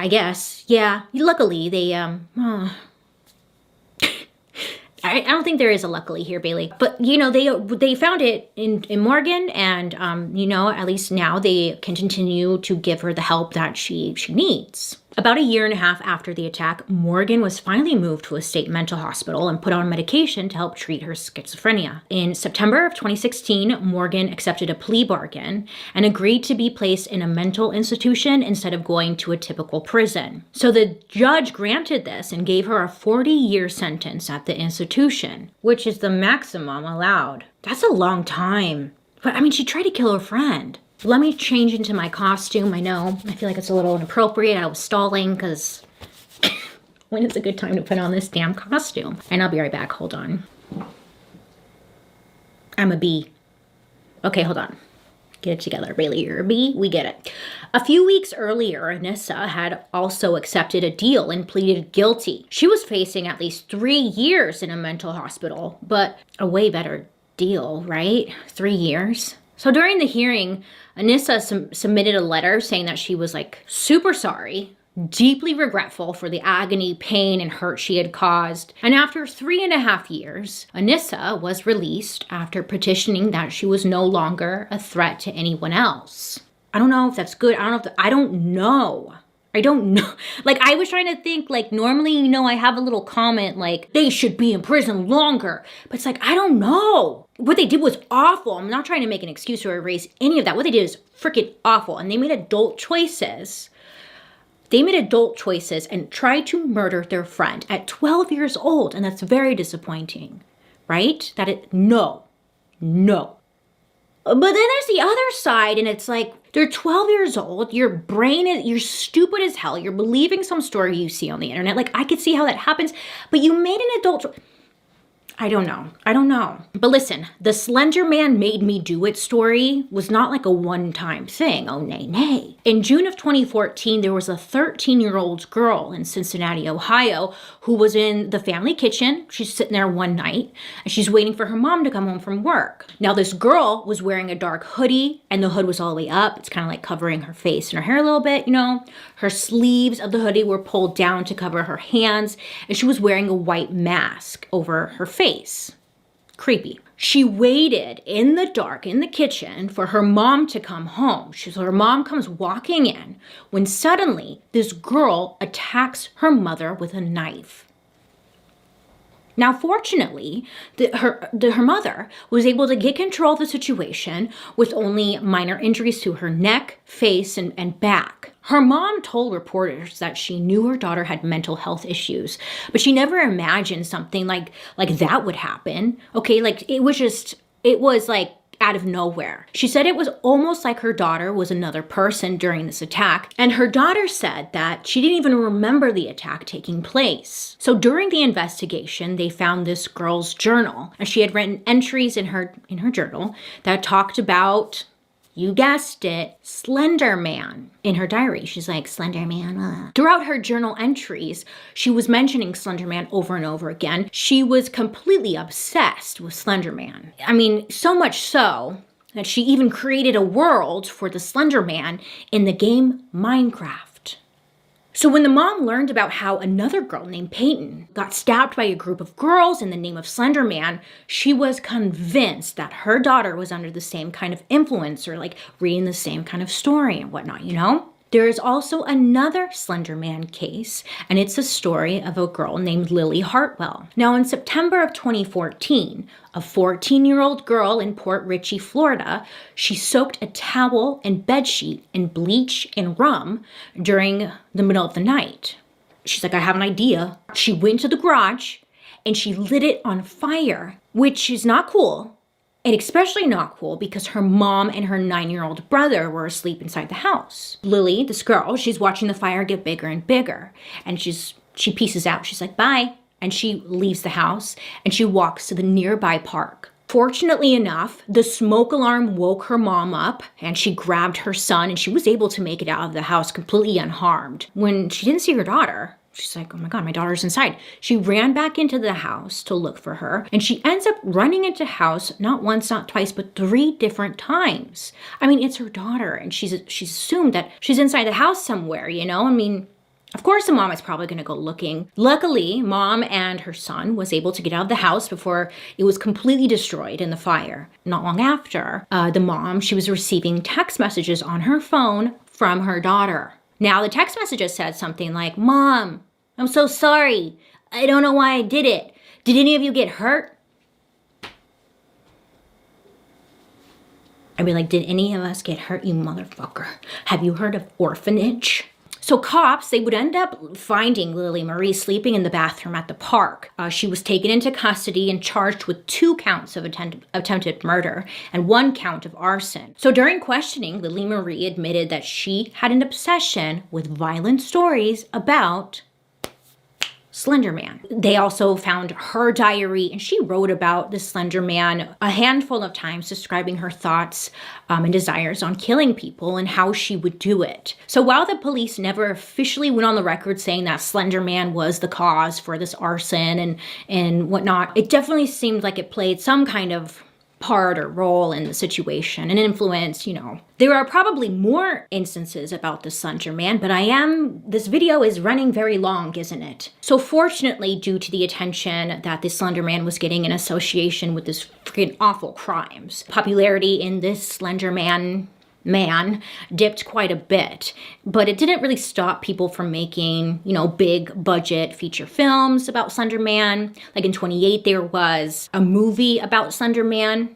It went nationwide or something. The reviews weren't that great. People didn't really seem to like it. But many of the original Slender Man entries or posts that were online have been taken down over time. But there's still many out there. You could still find lots of stories about Slender Man and whatnot, but I feel like because it came to light in the news and whatnot, more people were aware that it was a fake story. Does that make sense? These crimes, these situations also fueled the fire for a never-ending debate about the role the internet plays on society and how it affects or even influences the younger generations.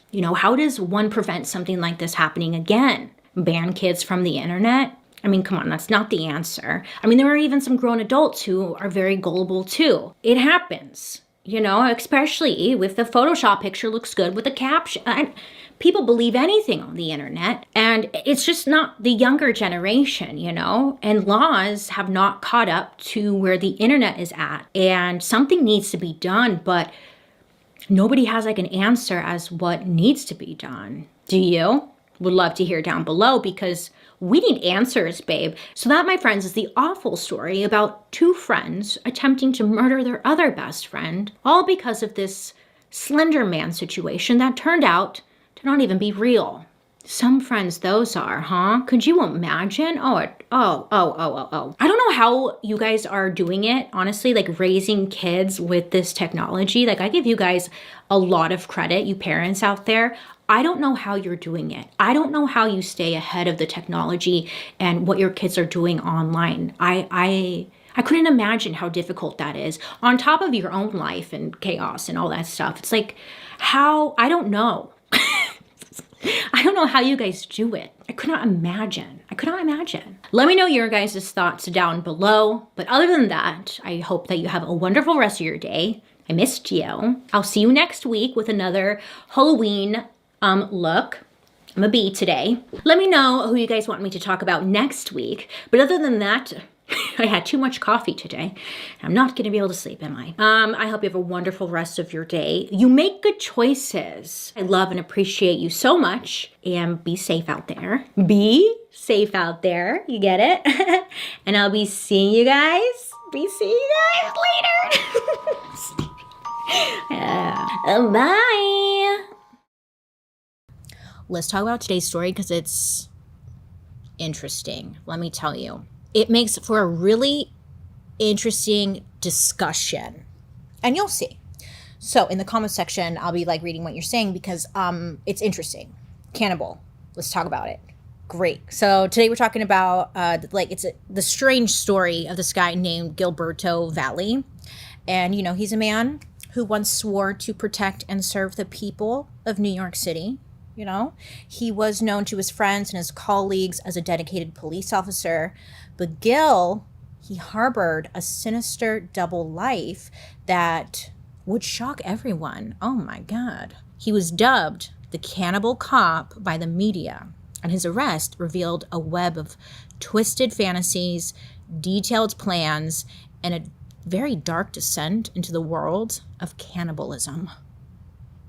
you know, if you've been watching me for a long time, you know, cannibalism is always like an interest. Is that okay to say? Am I allowed? Yeah, like it just fascinates me because it's so far removed of anything I've ever experienced, right? Cannibalism, right? Okay, great. So, you know, it's like, was Gil a monster, or was he just a man with a dangerous imagination?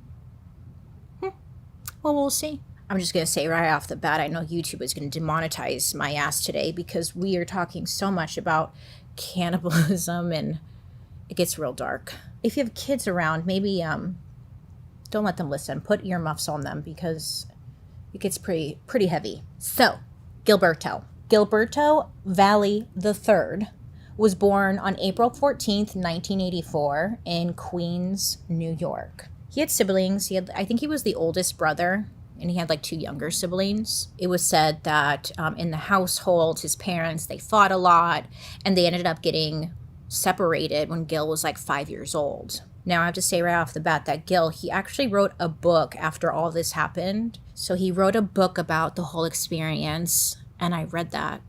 I read it, and it's wild. But a lot of the stuff I'm talking about today, like I got from his book.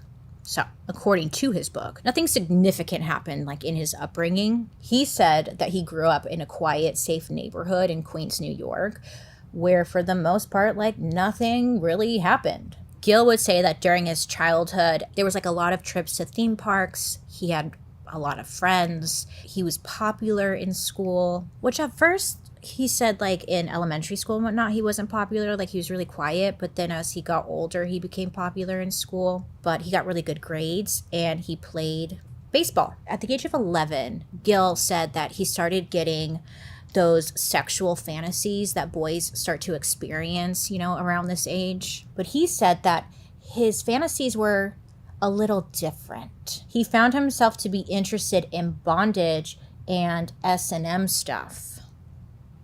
Yeah, like 11. All right.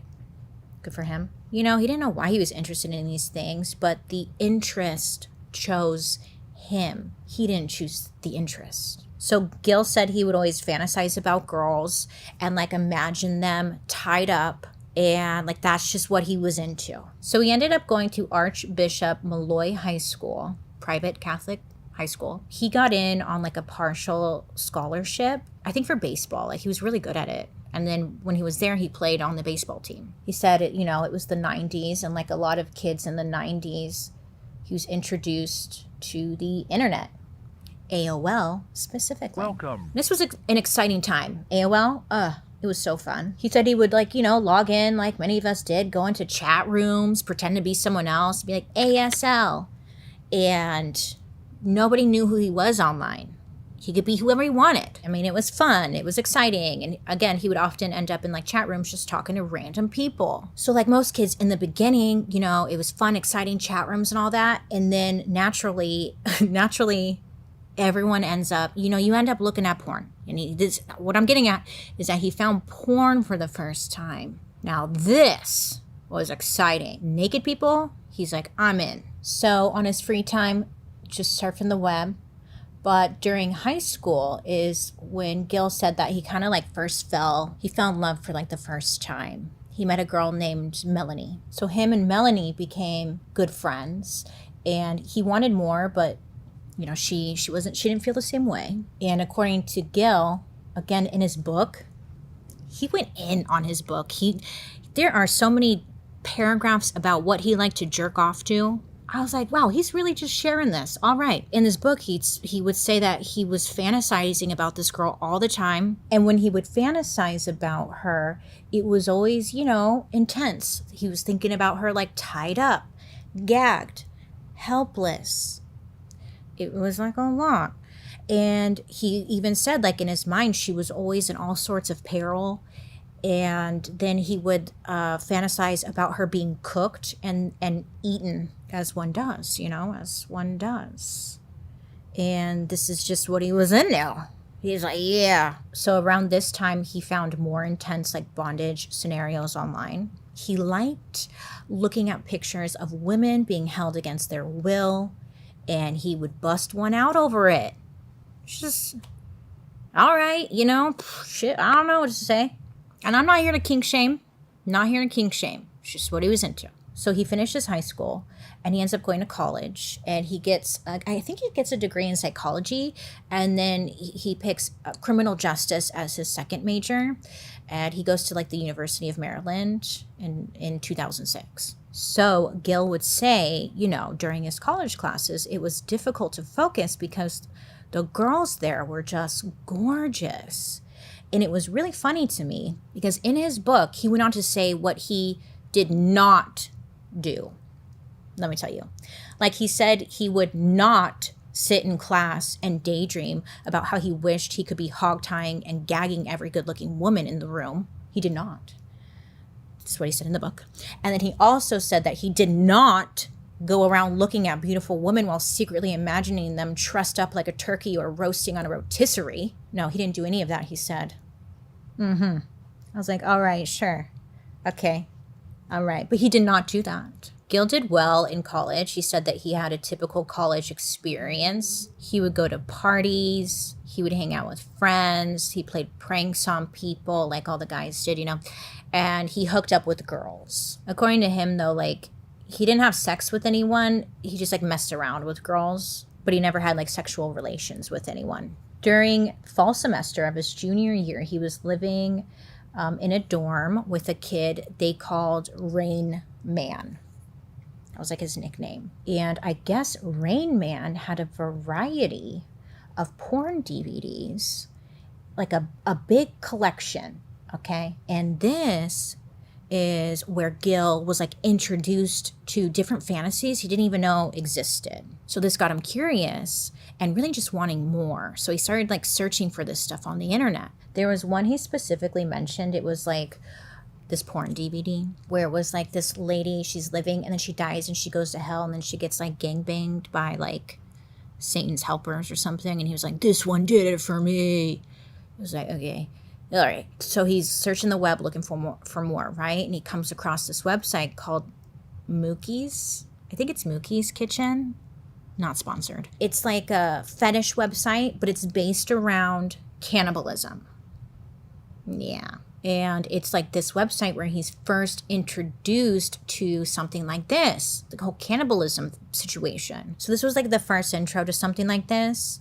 He thought it was like just something in his imagination that maybe he made up. You know, he just didn't know that this genre existed. So this website kind of led him to more and more websites with cannibal related porn and also message boards. And it's the message boards where he got an intro into like people writing fictional stories about their sexual fantasies, creative writing sessions, you could say. He said that some of the stories that stuck out to him were gory and involved fantasies of kidnapping and cooking non-consensual victims. So Gil said after discovering these websites, he no longer worried like if there was anything wrong with him, you know, like that kind of guilt and shame, because it made him realize that there were other people out there who were into this as well, you know, and it was like, oh, cool, like I'm kind of normal, you know, but still at this point, you know, he kept this all secret. He never like shared his fantasies with anyone, and he just kept all this to himself. So in the middle of his senior year of college, he like left for the weekend to go back to New York and take the NYPD exam. You know, he decided that he wanted to work for the police department after he graduated college. Well, he ended up doing really well and passing. So that's great, I think. So after college, he ended up like moving back to New York, and he lived with his father while he continued like the application process to work for NYPD. Oh no! Why, eyeliner gods? Why? Okay, don't panic. It comes right off. Okay, great. Part of this process of like working for NYPD, they had to do like a psychological exam. And also they had to do, or he had to do like a face-to-face evaluation with a psychologist, you know, to make sure that he's mentally well enough to work for the police department. So Gil, of course, he said, of course, like he didn't bring up his fetishes and stuff because he didn't see a reason as to why he should. Understandable. So while going through the hiring process, he was still looking up, his cannibal related pornography. And then I guess he started like using Facebook to seek out pictures of women he knew in like sexy clothing or bikinis for his own visual fantasies. During his police trainings, it was said that they would send like all the rookies to like really rough parts of the neighborhood to like patrol and learn. And, it was a high stress job. It was rough, but he made it through. So on his downtime when he wasn't working, he's still visiting his favorite sites and a lot of different forums. And there was one that he visited like all the time because daily there were new photos uploaded and new stories, and it was like very exciting, and he always had something to like get off to, Then Gil said he like considered contributing and like writing some things on these forums, but he would dismiss it, thinking like if anyone found it, it would be really embarrassing and it just seemed way too risky. So in 2009, Gil created a dating profile on eHarmony and OkCupid because he had heard from like the guys at work that, it was successful for them. And he's like, okay, maybe it'll work out for me. So he said he went on a couple of dates, but then he ended up like getting ghosted. Yeah, it happens. And at this point in 2009, he had been working for the NYPD for like 3 years now.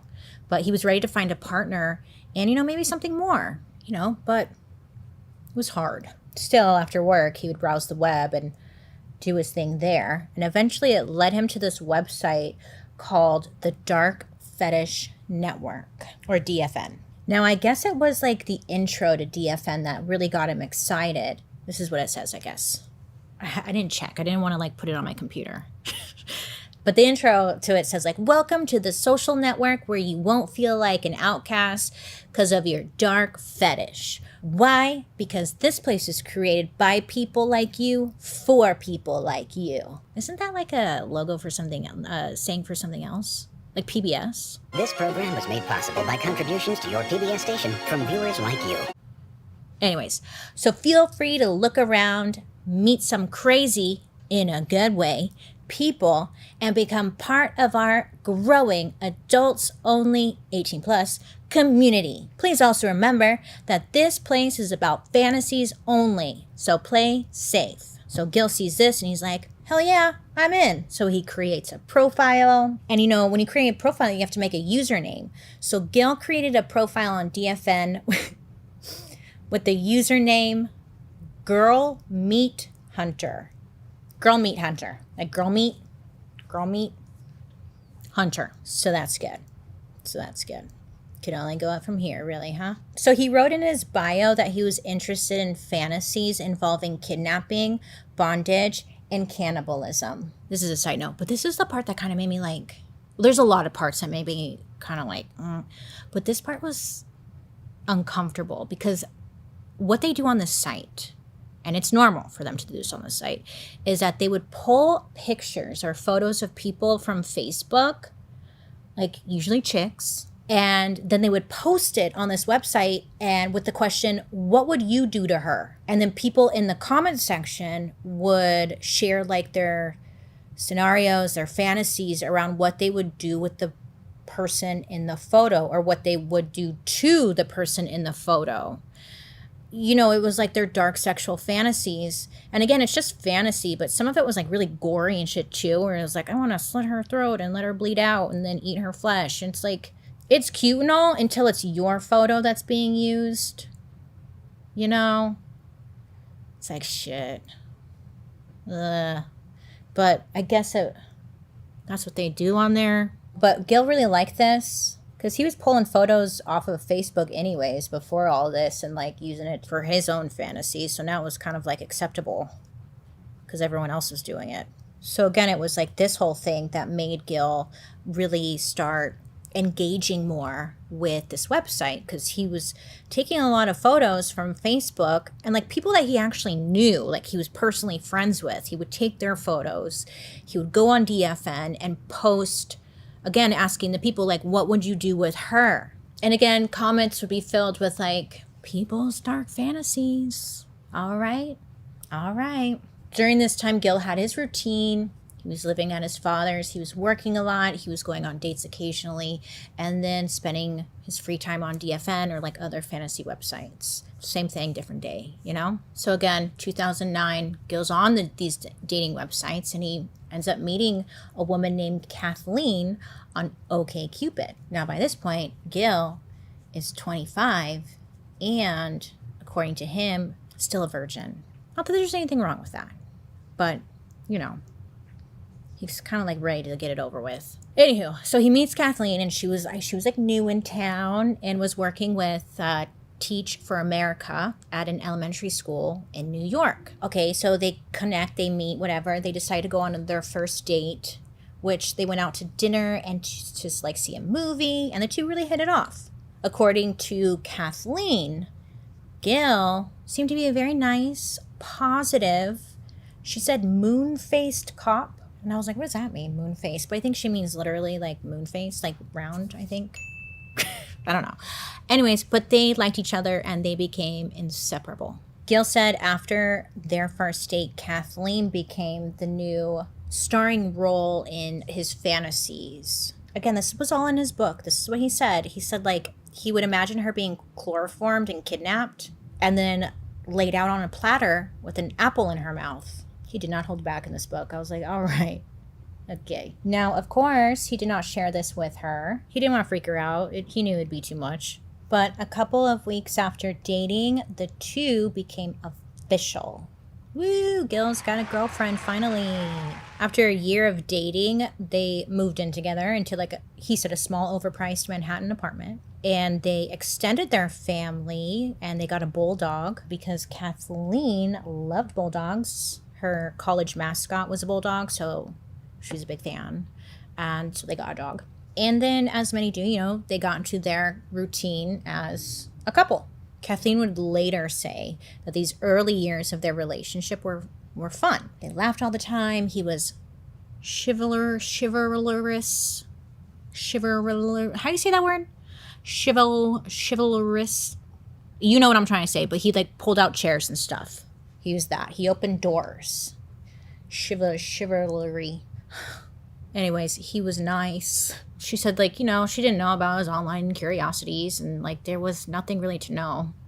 Not yet, at least. And according to Gil, he treated women respectfully, never threatened anyone, and didn't even have sex until he met Kathleen. So, January 2011.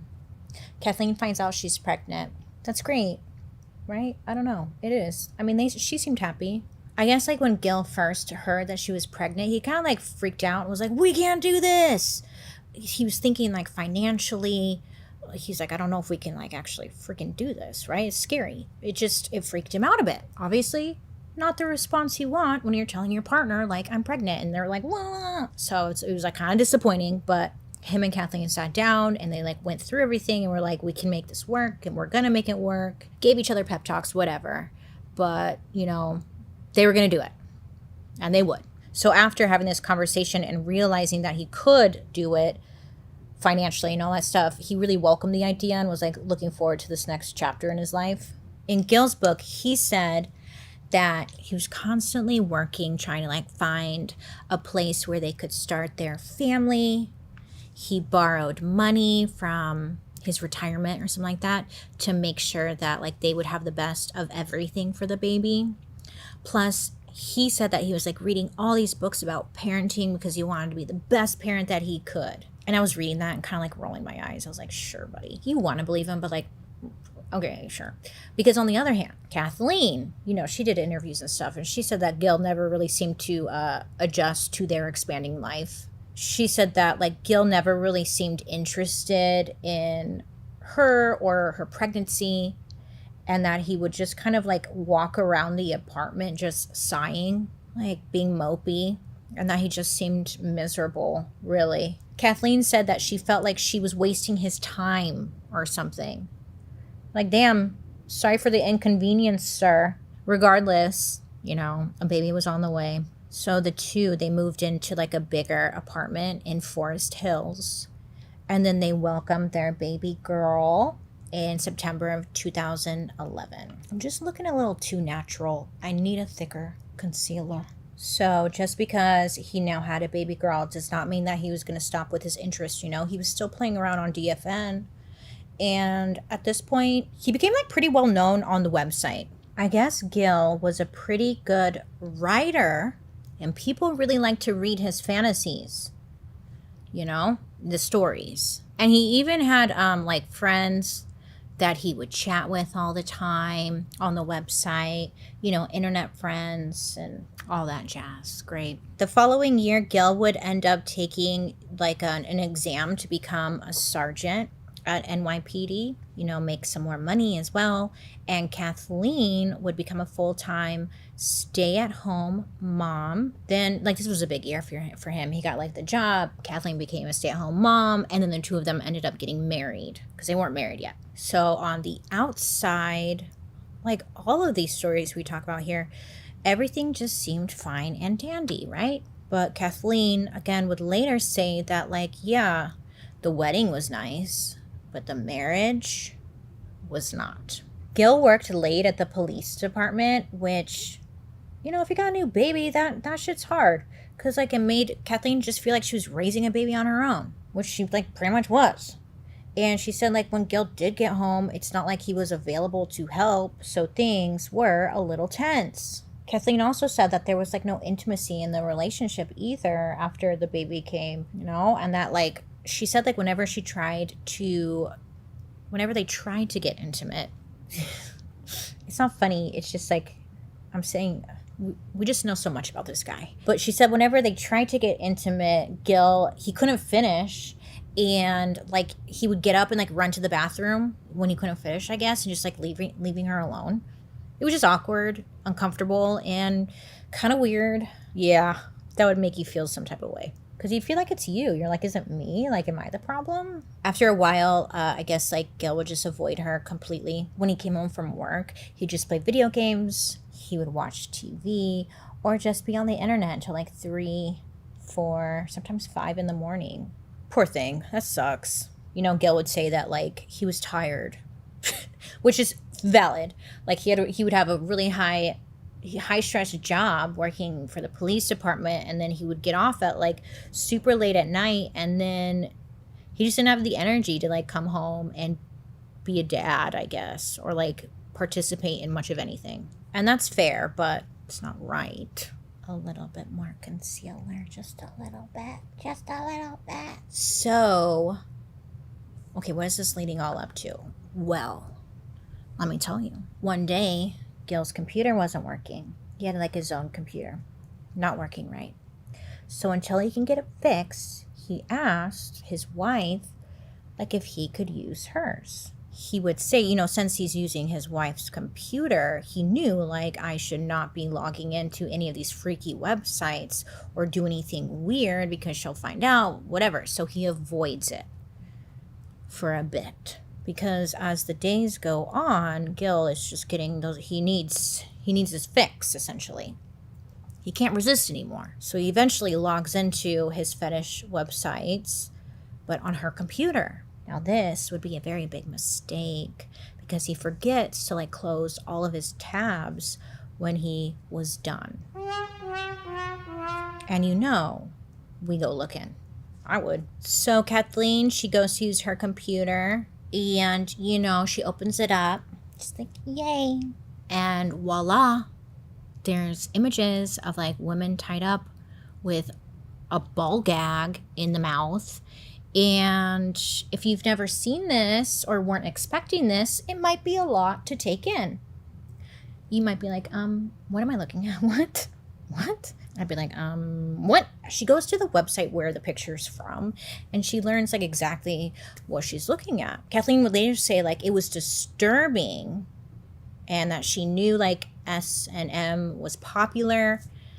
She was thinking, like, 50 Shades of Grey, but, like, she would say what she was looking at was a lot different because, like, what she was looking at when she went to this webpage was the girl on the front page was dead. Like, staged, I think. Let's hope. But the girl on the front page was dead. So, yeah, it was a little much. It was different. is what she was getting at. I think I can agree there. It was definitely a little different. So up until discovering this website, Kathleen, kind of sad, but like she thought maybe she was the problem in the relationship. She's thinking like, maybe if I cooked and cleaned more, dressed sexy, I don't know, like maybe Gil would want her. I was saying like she's putting it on herself. Like maybe she could fix whatever was going on. But she said once she stumbled across this website, she knew like, okay, cleaning more isn't going to do the trick. Well, after what she saw, she's like, I know I have to talk to Gil. Like she's got to figure out exactly what's going on, right? So she had approached him. I don't know how. I don't think it matters. But she like was like, we need to talk, look. And she told him the truth. She's like, I saw this website, and she told him that she wasn't here to judge. Like she wanted to know how she could actually help. Like maybe they could go shopping for like a sex toy or something. Like was there something they could do to spice up their sex life? That was the conversation, which is great actually, right? And Kathleen was really hoping that this conversation would be like a breakthrough for them. And at least at first, it kind of came off that way because Gil seemed really excited at the idea of Kathleen like participating in his fantasies. But at the end of the day, Kathleen wasn't really sure about how she was feeling about it all. Like still something just really didn't sit right with her.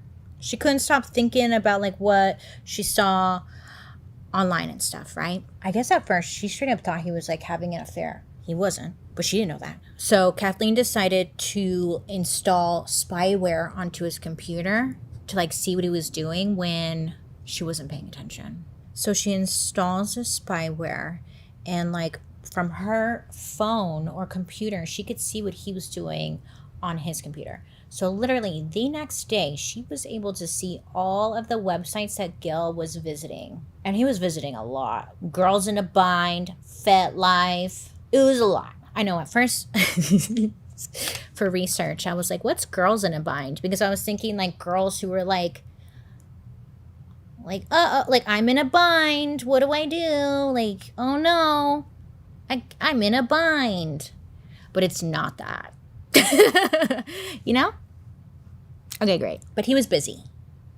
Really busy. All of these websites are like BDSM, fetish, fantasy websites. So Kathleen is like seeing this and she's realizing that, maybe he's way more into these things than she thought. She also sees like some instant message chats. It was like Yahoo Messenger that Gil was having with people.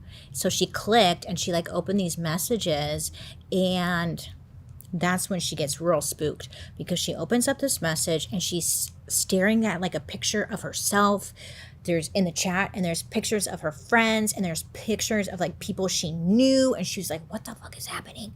So she's like kind of like, what? So then she searches for her name in Gil's email, and what she saw, I guess, was just like completely overwhelming to her. Kathleen said that she saw emails between Gil and someone else, which we'll get into later, but someone else, and they were going into great detail about what they were going to do to her specifically.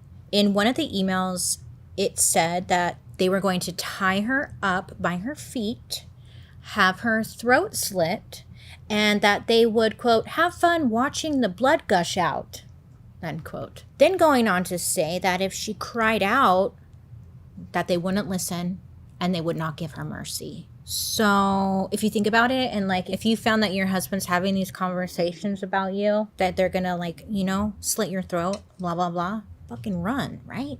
Like this is different. This felt real. So Kathleen is very spooked, I think for a good reason, right? So she realizes that she needs some space. She's like, I gotta get the fuck out of here.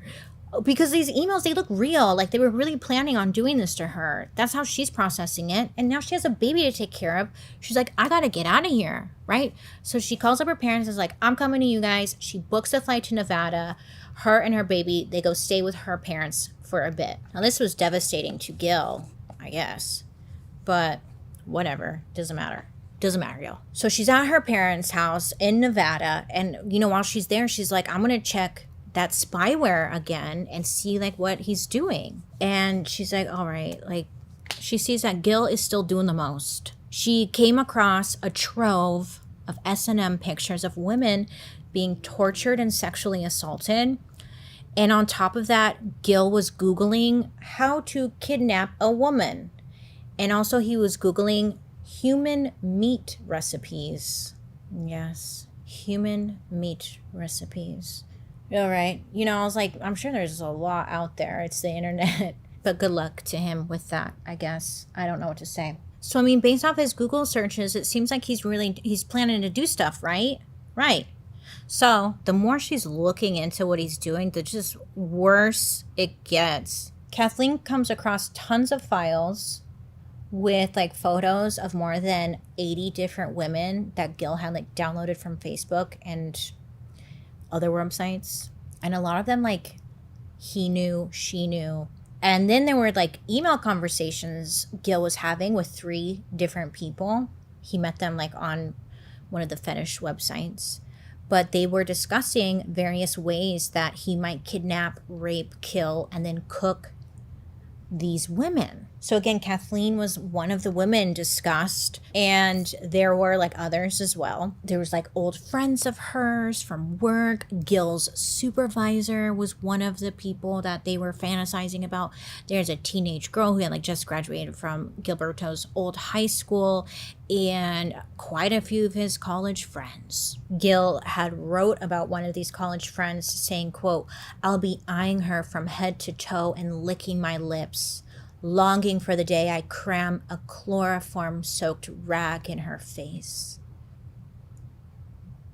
Yeah. So again, like, Gil was very active. He was chatting with like 24 different users about kidnapping, raping, torturing, killing, and cannibalizing more than 100 different women. So Gil was chatting with 3 people outside of the fetish websites. Like, they were more personal friends type of thing. And then on DFN, he was chatting with 24 different users. And with these people, it was kind of like the same thing, but he was talking about kidnapping, raping, torturing, killing, and cannibalizing more than 100 women. In 21 of those 24 conversations, Gil made it clear that what he was saying was only fantasy. He had wrote to one of them, like, "No matter what I say, it's make-believe. It's just a world that I have in my mind." And that's fair. That's valid, right? People are allowed to fantasize, right? Yeah, okay. It's uncomfortable, but people are allowed to think. But there were 3 other conversations he was having where it seemed to be more sincere. He was giving off the impression that this was something that he like actually wanted to do, and it was not necessarily just a fantasy. So Kathleen sees these messages, right? And they're very concerning to her because they seem like he's actually going to do something. So what does she do? She contacts authorities. I think she contacts the FBI. And, you know, she presents them with these messages because they're very concerning and they seem to be sincere. Plus, she's like, "Am I about to get kidnapped and freaking murdered?" October 24th, 2012, a group of FBI agents, they go to Gil's apartment on Forest Hill. They're going to arrest him. So they want to like lure him out of his place and like get him into the hallway. I don't know why. Why do they do that? Can they not like just arrest them when they're in the house? I guess not. I need to look into that. It doesn't matter because they want to lure him out. So one of the FBI agents, they called his phone and they said that like his car that was parked outside had been hit. So Gil, obviously, if your car's hit, you're going to be like, "Oh my God, my car's hit. Like, let me go outside and check it out." So he gets out of his place. He walks out in his sweats and he's met with FBI agents. I guess the FBI had like placed their hand on Gil's shoulder and was like, "Don't worry, everything's going to be okay." And Gil responded by saying like, "I don't think so." He knew what was up, I think. So Gil was placed under arrest for conspiracy to kidnap. And he sat in jail for 5 months awaiting trial. So while he's sitting in there, you know, details start coming out. You start coming to light about what he was doing. And it was like painting a picture or a story of a husband who was like secretly plotting to abduct several women all at once. Well, not all at once, but abduct several women, do horrible things to them, and it included his own wife. So in their investigation, the FBI had singled out specific emails where Gil was coming up with a strategy on how he was going to like do these kidnappings. But also there were emails where he was negotiating payment for the kidnappings. So that's like intent, you know? On top of that, the FBI, they also looked at his work computer where they found searches for different women, like using the software available to him as a law enforcement officer. So he's using his work shit to like look women up. You get it. Uh-oh. Not good. So once the media got wind of this story, I mean, they were all over it, right? Because it's freaking bizarre. You know, Gil was quickly named the cannibal cop. Very catchy. So prosecutors, they had found his DFN, account. Again, girl meat hunter. And they saw that he had quite the following. And on top of that, they saw that he was like directly messaging different members using Yahoo Messenger and exchanging emails filled with photos and stories about what they were going to do to these women in the photos and that they were sharing. And it was just graphic. It was very graphic. So the FBI, they honed in on 3 specific people Gil was talking with. So one of the guys that he was talking to was a 22-year-old car mechanic from southern New Jersey, and his name was Michael Van Hise. So that's one of the guys. Another guy was a British man, and he had the username Moody Blues. The FBI, they later identified him as Dale Bollinger or Bollinger. Dale. And then there was another man named Ali Khan who was apparently like logging on from Pakistan. So these were like his main buddies. In January of 2012, Gil had emailed Michael Van Hise photos of a woman named Alicia. Now this girl, Alicia, she was like friends with Kathleen. They had like worked together at one point. And this guy, Michael, like had offered to kidnap her for Gil. And Gil, in return, offered $5,000 for the kidnapping to happen. Gil even said, like, in an email, like, I'm putting my neck out on the line here. Like, if anything goes wrong, I'm in deep shit. So $5,000, and you need to make sure that she is not found because she will definitely make the news. So again, to anybody reading this, you're going to think this is real, right? It sounds like he's going to do this. So around the same time, Gil was chatting with this guy, Ali Khan, and he was suggesting that he could take Kathleen on a trip to India where the two of them would kill her and prepare her for dinner. Gil sent Ali Khan a photo of Kathleen in a bikini, and he wrote, like, we will take turns with her. And they also discussed killing one of Gil's college friends named Andrea.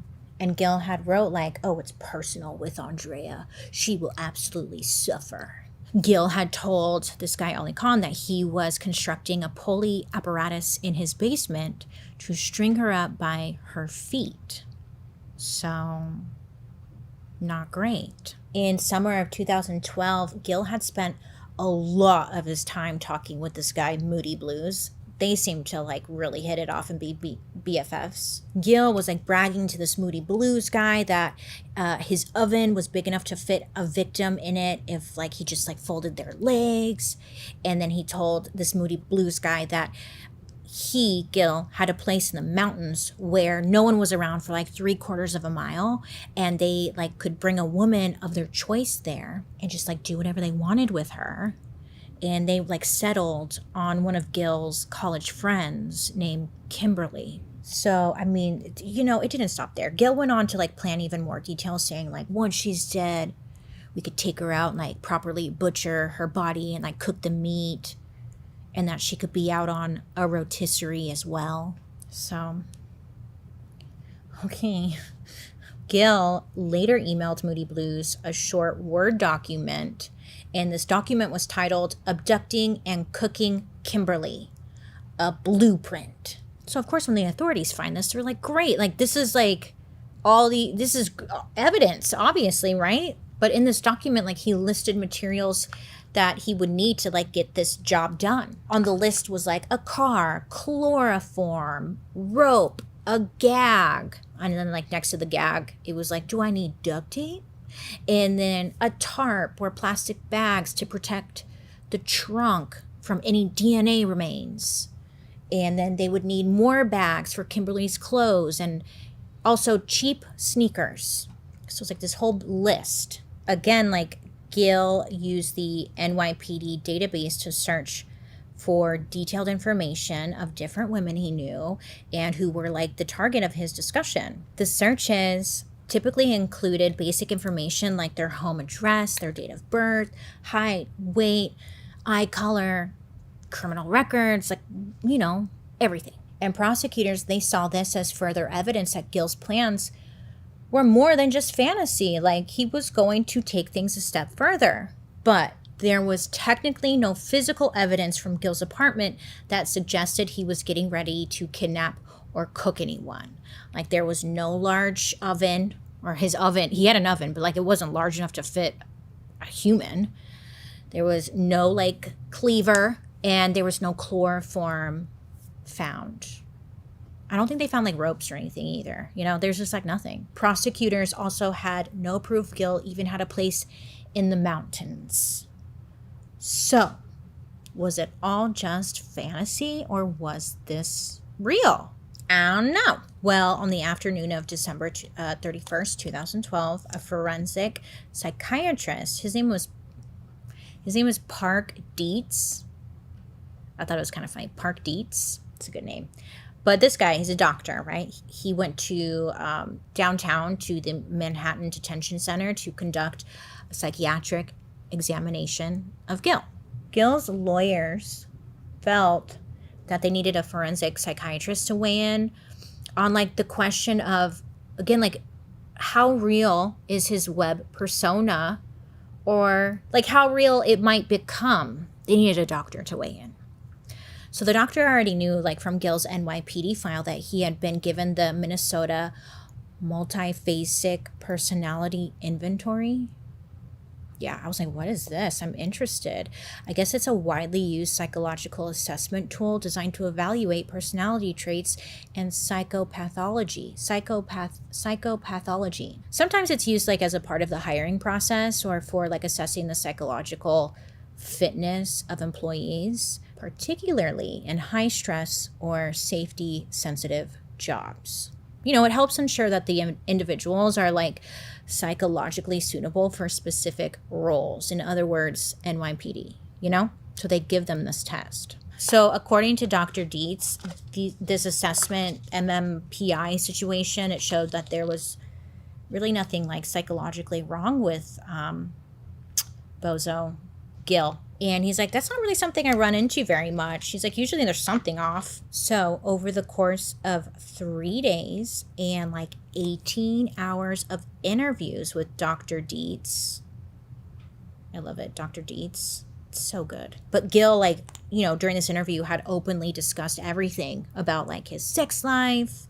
He went all the way back, starting with, you know, the traditional Catholic school situation, told him everything. Dr. Dietz said that he remembered Gil was not like ashamed or embarrassed or anything about masturbation, which if you read his book, Gil's book, it's very clear he's not embarrassed because he likes to talk about it a lot. But okay, so he's not ashamed or embarrassed or anything, but he did say that Gil was like more introverted and shy around people, especially women. Investigators asked Dr. Dietz, when Gil started sharing his interests with strangers online, was it possible that the danger and risk only made it more exciting to Gil? You know, was it harder for him to stop? Or like, would it escalate into action? That's really like the bigger question, the question everyone wants an answer to. Like, is this going to escalate? Dr. Dietz responded by saying that he could understand how the evidence that was presented could be construed in that way, but that he had seen him as like many, many steps removed from the kind of person that might start to take action. In other words, he didn't believe that Gil was going to take action. It was just all fantasy. Dr. Dietz said that he searched for evidence of something in Gil's personality that would show like he would escalate his fantasies to the next level. He's looking for something like past actions or aggressive actions and character flaws that would say to him, the doctor, like, oh, I'm a monster secretly, I don't know. But like he couldn't find anything. There was no red flags. And then Dr. Dietz said that if Gil actually did end up doing something and like harming a woman, he would immediately be identified because like Gil used a computer that had a traceable IP address and he was messy, in other words. Which I was like, why do you even say that? Like that, I don't think that necessarily matters. A lot of killers are messy, but whatever. But even Gil's repeated web searches for chloroform recipes or like looking up the addresses of women that he fantasized about did not concern Dr. Dietz. And I forgot to mention, but like this doctor was like well respected, many, many years being at this amazing doctor. And he's like worked with Jeffrey Dahmer and shit like that. So, you know, that's why like him saying it wasn't concerning was kind of taken seriously. Because at first I was like, who is this doctor? F this guy. So Dr. Dietz essentially said like, look, this is just a guy who has a fetish.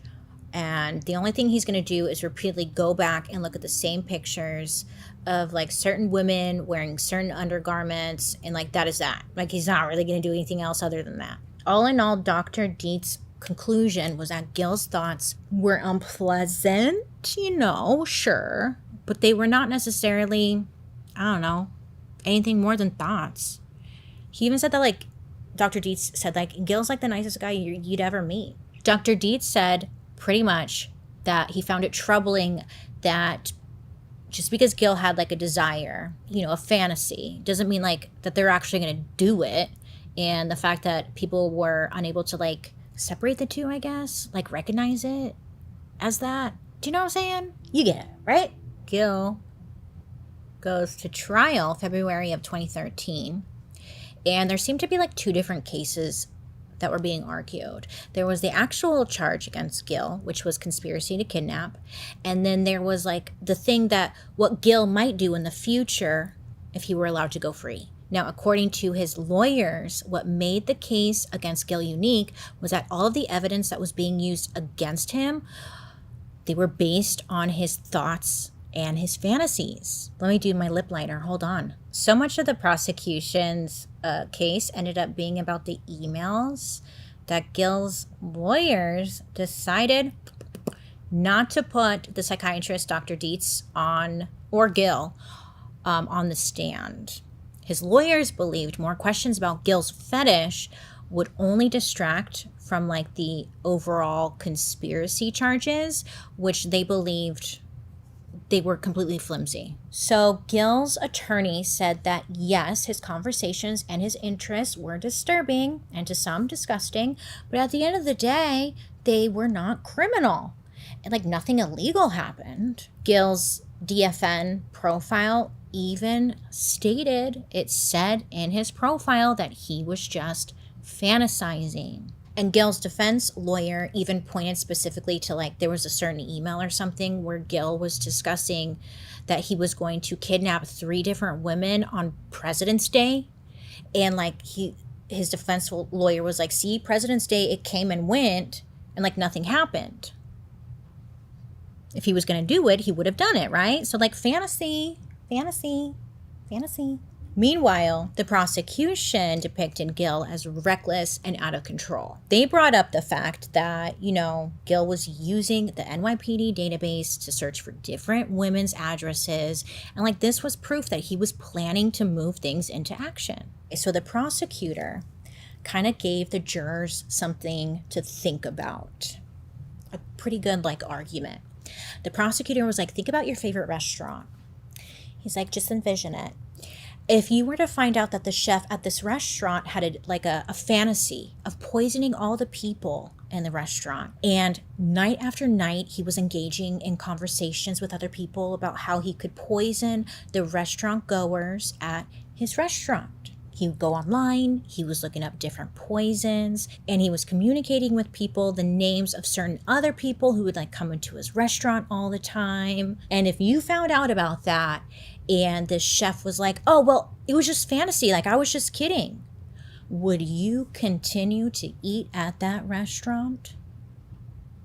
Of course you wouldn't. And I was like, points were made. Points were made. I was like, okay. Yeah, that's true. So look, the trial lasted for a little over a month. And then on March 12th, the jury came back and found Gil guilty. Gil was convicted of conspiring to kidnap, cook, and devour his wife, as well as like several other women. He was also convicted on a second count that involved illegally gaining access to a law enforcement database that the government said that he used to conduct research for or on potential victims. Many of Gil's team and family members were there and they watched the whole thing, right? And they really disagreed with the verdict. They were saying that it was a thought prosecution and that the jury couldn't get past the thoughts, and that he was guilty of nothing more than having very unconventional thoughts, and that the government should not be in our heads. Now, let me tell you, this is what really like got me like going, because I was like, oh my God, valid, right? It's confusing because a lot of the stuff he was saying online and stuff, uncomfortable, scary, whatever, but like, technically he didn't do anything. Anyways, in a later interview, one of the jury members like had come out and said that they believed that his fantasy was going to step into reality, going on to say like it was kind of similar to an addict who needs a larger and larger dose, and that he was progressing. Gil ended up appealing the conviction shortly after the verdict. The defense asked the appeal judge to find Gil not guilty. And more than a year later, in like June of 2014, the judge ended up overturning the charge, saying that there was not enough evidence to support it. Gil was released from prison in July of 2014. It was like 21 months after his arrest. Then the following year, the Second Circuit affirmed the decision to overturn the conviction. So in its ruling, the panel also reversed Gil's conviction on the charge that he had illegally gained access to the law enforcement database. That part didn't make sense to me because like he did do that. He said he did that. And like, isn't that illegal? So why wasn't that upheld? I don't know, but it got reversed. So Gil was cleared of all criminal charges. Now, Gil's public defender said that the ruling was a very important victory, not just for Gil, but for an open society that treasures freedom of thought and expression, right? I know. Aren't you kind of like low-key torn because you're like, yeah, but, you know, like, I don't know. But listen, because something good did come from this, because the FBI, like, they got a bunch of information when they were searching or following like what Gil was doing. So on like January 4th, 2013, the FBI, they arrested that guy, Michael Van Nuys, whatever his name is, at his home in Hamilton, New Jersey. Again, he was 22 years old, and he admitted to the police that he had like violent sexual fantasies. Some of them were involving children. So he got caught and arrested for this.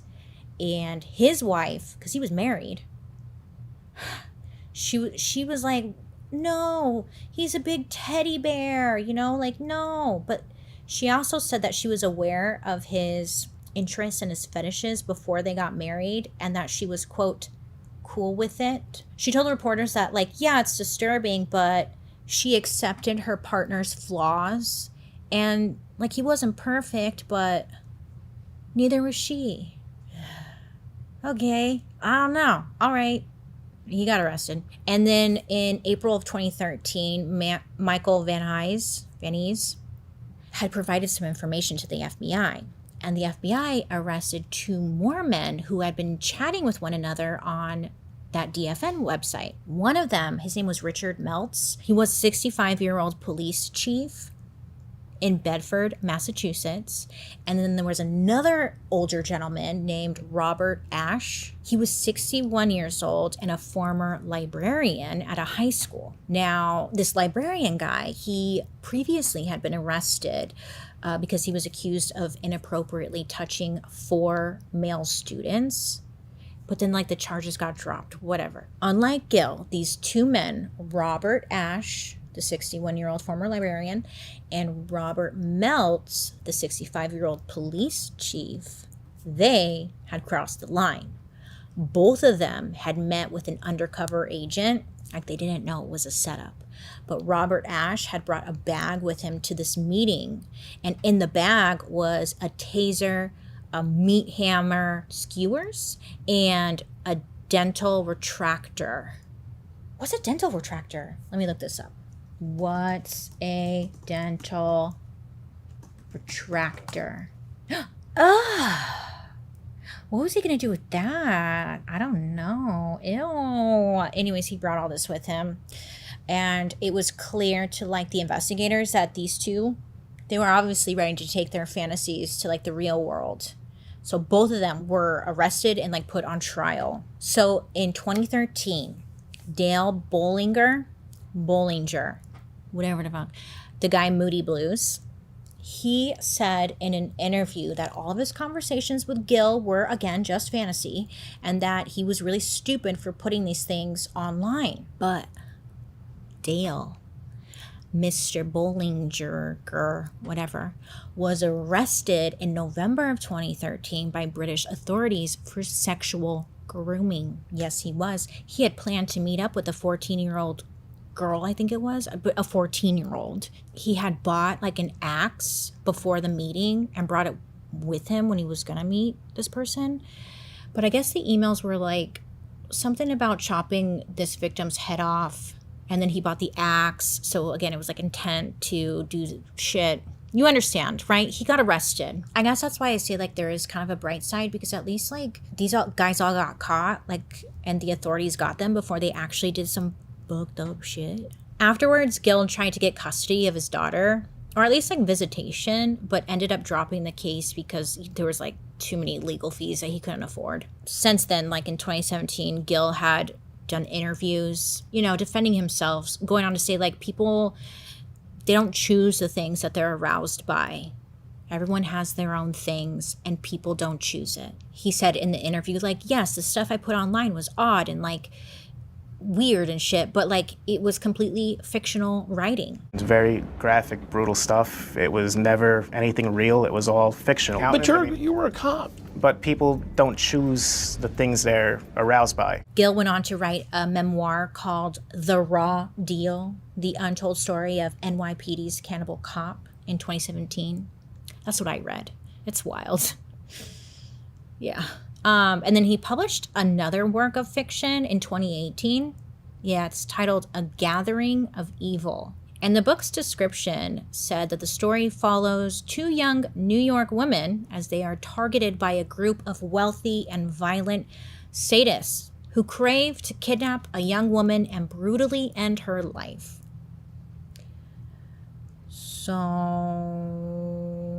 keep him busy with the writing, because right? I don't know. Anyways, that is the wild story about, is it wild? It's different, about Gilberto Valley, the cannibal cop. Now, this story I thought was very interesting because, yes, strange, disturbing. Like, if you were his wife, I'm sure a lot of us would do the same thing, contact authorities and whatnot, and be like, dude, my husband's gonna kill me. He's saying it online, right? But, like, technically he didn't do anything illegal. And he said over and over again it was just fantasy. So it's like, and then when authorities and stuff, like, went and searched his apartment, they didn't find anything. So it's like, I don't know. It's just like a weird, it's weird. It's weird. Maybe he would have evolved into, like, doing stuff in real life, but we don't know that. And it's like, are you allowed to be arrested for thoughts and, like, writing fake shit online? Storytelling. Are you allowed to be arrested for storytelling and fantasy? No, right? But like, I don't know. And then I was looking it up, and like cannibalism, it's legal in 49 states. So it's like it's not illegal, because if you replace cannibalism with like kids, then it becomes illegal, right? But it's cannibalism and not kids. So it's not illegal. I don't know. I just like go in circles about this because I don't know. I don't know. Again, like, it's just an interesting thought, because should someone be tried because of their dark thoughts and their kinks? I'm sure we can all agree, no. But, you know, it's like, no, but it's fine until it involves me. Then it's like, meh, right? Like if it were you that was the target, I was thinking, you know what I was thinking? Okay, let's say he still did all this, whatever. He used everyone's pictures, but what if he used different names for the people in the pictures instead of their real names? Would that have protected him? Because he used their real names, their real information, and like that is what made it seem more real, right? I don't know. It's an interesting thought, right? I'm sure a lot of us have some pretty dark thoughts. Hopefully you don't put them on the internet and stuff. You just like think it in your head and go, nah, never mind. And then you move on with your life. But if you did put it out there, I'm sure like you wouldn't want to be arrested for it, because it's just a thought. It's not really something you're doing. But then how do you know this person is not going to actually freaking do it? You just don't know. You don't know. And then let's just say Gil did end up doing something, or maybe he does in a couple of years. And then everyone would point to his internet stuff and be like, see, he's been saying for years he's going to do it. How come nobody arrested him? You can't win with this one, right? Bright side, again, at least like some of the people that Gil was talking to or whatever did end up getting arrested before they did something. So that's good. All right, well, look, I want to hear like what you guys think. Let me know in the comment section. What do you think? Should he be arrested? Should he be in jail? For what though? For his ideas and thoughts? I don't know. You tell me. Let me know down below. Also, I think it's funny. I recreated one of the looks I did. If you've been a longtime viewer, remember I did this look for another cannibal murder mystery I did many moons ago. This is like the cannibal look, I guess. I like it. It's cute. Anywho, I hope you have a good rest of your day. You make good choices. You be safe out there. Please be safe out there. Let me know down below who you want me to talk about next time. If you have any makeup ideas, let me know, because I'm always reading the comment section and I get inspired from you guys. You guys give me ideas. Love ya. Bye.